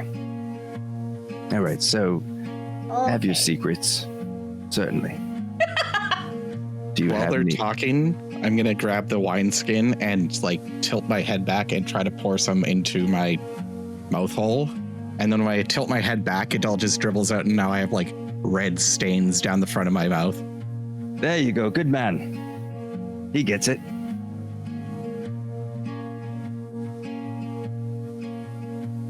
You all are a somber bunch.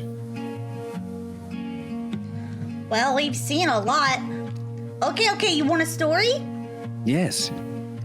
So, once upon a time, there was a rabbit. And the rabbit wanted to find its home, but it had gotten stolen. So it had to go all the way around, and it kept talking to all of its friends. Well, they weren't their friends at first because, you can't make friends with someone that you just meet, but then you talk to them a lot, and then they became friends. But anyways, so long story short, all of his friends took him home, and they got to all be friends together and live all together. Isn't that great? Yes, but none of that rhymed. Elmd Stories says... have to rhyme? No, I'm thinking. Once upon a time, where a rabbit had some friends. Oh. And then he could. Oh. Once upon a time, and that's. We'll come back to that one. What were you saying?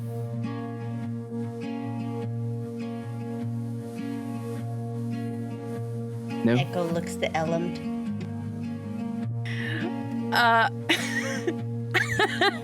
Elmd is sitting patiently next to Echo and just says, "This is a true story."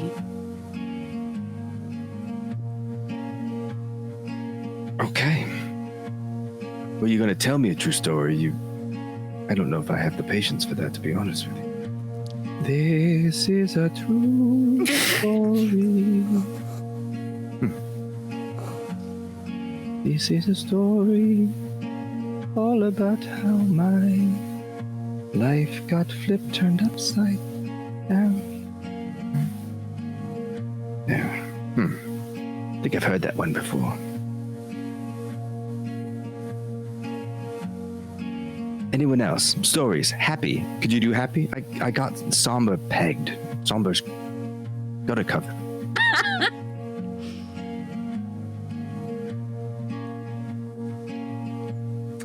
Can I possibly intercede a little bit here? Sure. So I know Elmd is obviously noticing and kind of feeling a little bit more comfortable in Echo's little space of serenity, especially surrounded by, these rocks and a little bit of flora that they recognize from their home. And you said that it, of course, was reminding Elmd of the vision that they had when using my little special mark of divine ability. So what I'm wondering is, which I meant to do this way earlier, but I just didn't want to interrupt anyone, I wanted to make that roll about Elmd attempting to interpret the vision that they saw. Mm-hmm. And of course, if it's in any way applicable to the book or the information, obviously from Elm's past, or that they've learned from the Book of the Dawnfire. Okay, so you're looking for references in the book that might be related to their vision. Yes. This most recent vision they just had with. Right, or okay. Anything obviously, right? There was all of this information all at once. So in my head, I'm thinking of it when strings get knotted together or something. Sure. So I'm thinking, yeah. Make a knowledge roll. Okay. I'm gonna use, if I can, an experience to, or rather a hope to use the experience I Have Eyes Everywhere to apply to my knowledge roll. Okay. How does I Have Eyes Everywhere apply to your knowledge roll?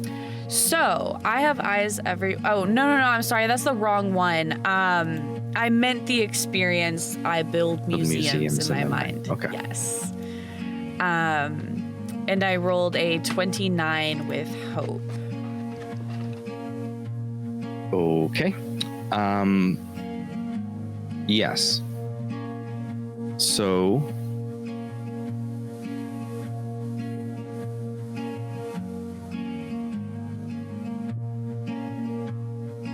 you do. There are some parallels that you draw. They're not parallel. They're not direct parallels. There's pieces of it. You seem to, as you recognize your vision, attach like every soul, good or bad, better or worse, at various times in their life. And that reminds you of sort of the dawn of mortals as it's written in the Dawnfire and how they came to be. And that's as much as I'll give you for now, as you're still sussing it out. All right, cool. Thank you. Meanwhile, as you're doing this, and this traveler's still looking for a story, was talking to you, and you just went, boop. So he's like, do they do this often? Ellen thinks a lot. All right. Well, so, but I'm so rude. My name is Lyro. Traveler. I go here, I go there. I am a bit of a muse, a bit of musician. Sometimes more one than the other. Not a lot of good stories here currently. Lots of bad stories, as a matter of fact. I'm looking for songs of revelry that will lift my spirits. There's not much, clearly. Songs of revelry. Yeah. I keep coming up with rap songs. I look at someone and I get a sense of a song, and it's always dark and depressing. Look at this Catman, for example. Somber, sad, panicked. There's something gnawing under the surface, isn't there? Some sort of a deeper worry. There's a hole. A hall where no winds wander.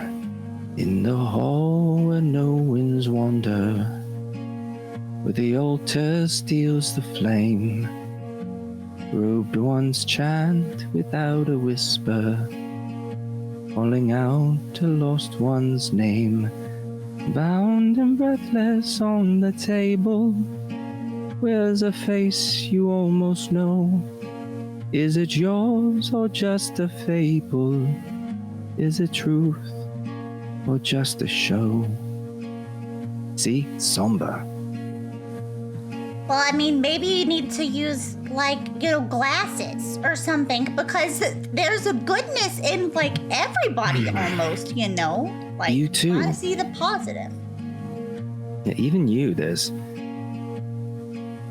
In a world of whispered shadows, where midnight's raven flies, there's a bird that dreams of sunrise, trading death for wings that sigh.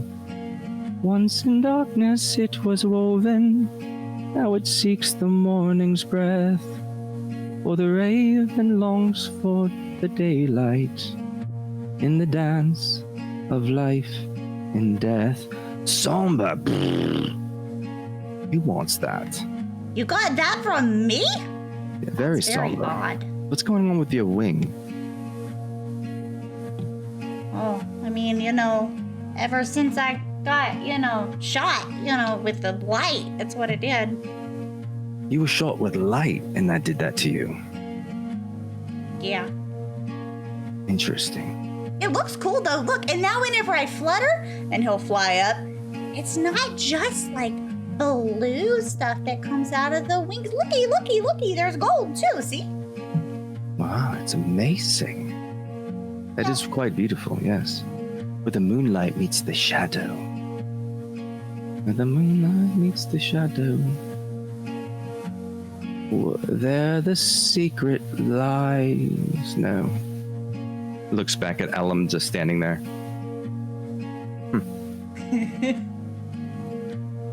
Maybe you Echo aren't goes to sit looking at next to this. Ellum. Maybe you aren't looking at their stories the right way. Well, no one's told me the stories. Yeah, I've got the Well, rabbit I thing, mean- but that's not. I can't. I mean, I don't know how many people you've run across since all this started, but I mean, you figure, look at us right here. We have 6 people who probably under normal circumstances would not have gotten together, would not have survived together. However, given in the face of recent travesty, we have been able to survive for a week. We have had each other's backs. We have developed friendships. We have survived. We have actually profited. You know, we went all the way from very far down south to the north, and we have fought a bunch of these beasties that you're seeing, the shadowed beasties you're seeing along the road. Yes, that does sound very, that would sound very dour to think that we fought everywhere we went. We saw these shadow beasties, but with a particular point of view. We were able to overcome the darkness and the danger that we faced on the road, which, for a bard of any skill, I would imagine would be fairly simple to write a hopeful song. I am not a bard. I am a headliner. Well, then you should be especially able to do so. Yes, I agree with you. What a very noble and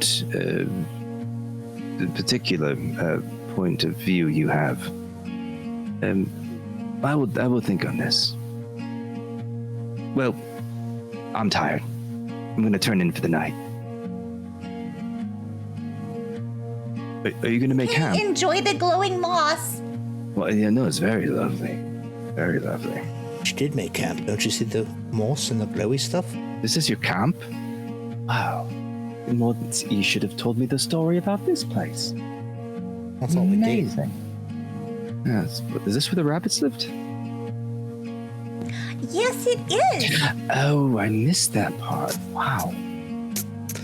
Well, Okay. it's kind of in the details. I said make a long story short. Maybe I should tell you the whole story in the morning. Yes, the morning would be the perfect time to tell me the rest of your story. Maybe it's a metaphor and you're the rabbit. Indeed. Maybe we're all the Making rabbits. Friends. All right, well. best to bed.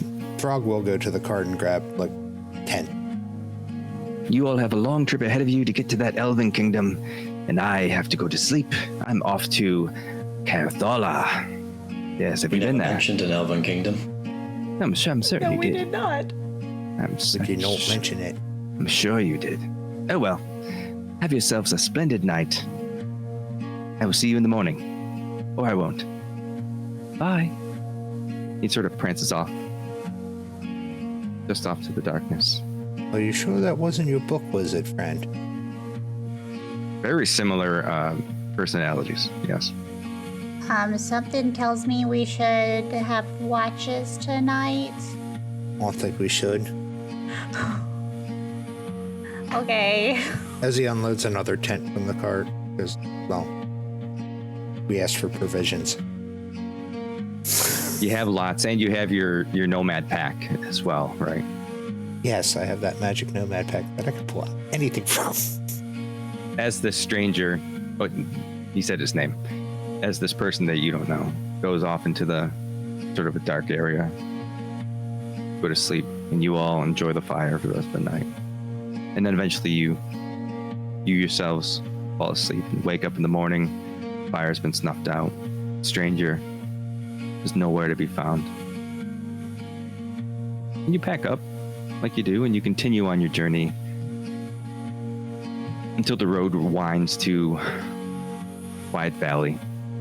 The air feels sharper, thinner, touched with something older than memory, mists curling over the treetops, silver and blue, until the parts to reveal a vision that belongs more to myth in the waking world. Before you in the sky, you see the floating Isle of Elfwind, this floating kingdom of the elves.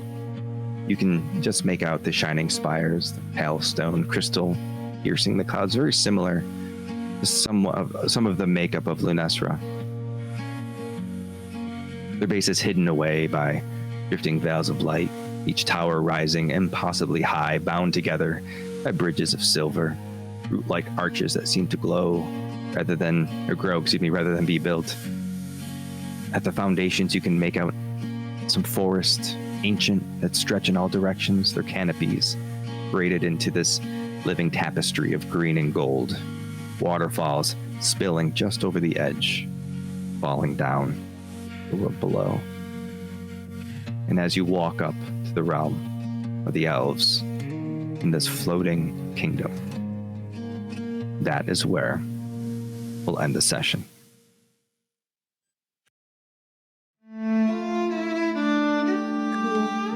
Okay. Outstanding work today, everybody.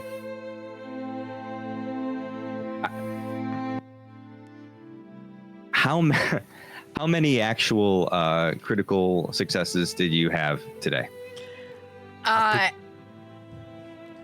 We'd have to go and count. I think it was 4. I think it was 4 or 5. Yeah. Super lucky. Right around there. I think so too, probably. Jeez. But they were all in the space of a minute. 5? It was a lot in a very quick succession, and there's literally nobody. Okay. Like I said, great work. I was so worried about that combat, and you all just tore through it without any issues. Yeah. And does anyone have anything they want to add? I don't know. I don't think so. That was, it's always a lot. But I always enjoy it. We have a great time here. Yeah.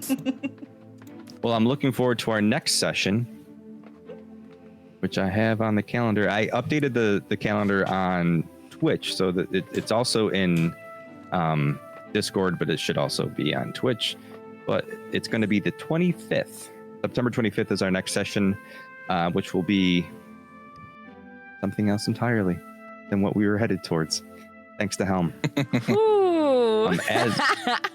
As always, sorry, friends. Ghost gave me a nightmare and I ran away. Gave you a nightmare. Yeah, it's your fault. Lies again. Is that why you changed it? The nightmare? Yes. What are you, a child? Yes. Don't let him I fool you. was He changed literally it while like you're all 17. standing in the town square stuff. A huge thank you to each and every one of you for hanging out and playing with us. It's a lot of fun. A huge thank you to our stream sponsors, Hero Forge, World Anvil, and Nat 20 Dicery for sponsoring the stream.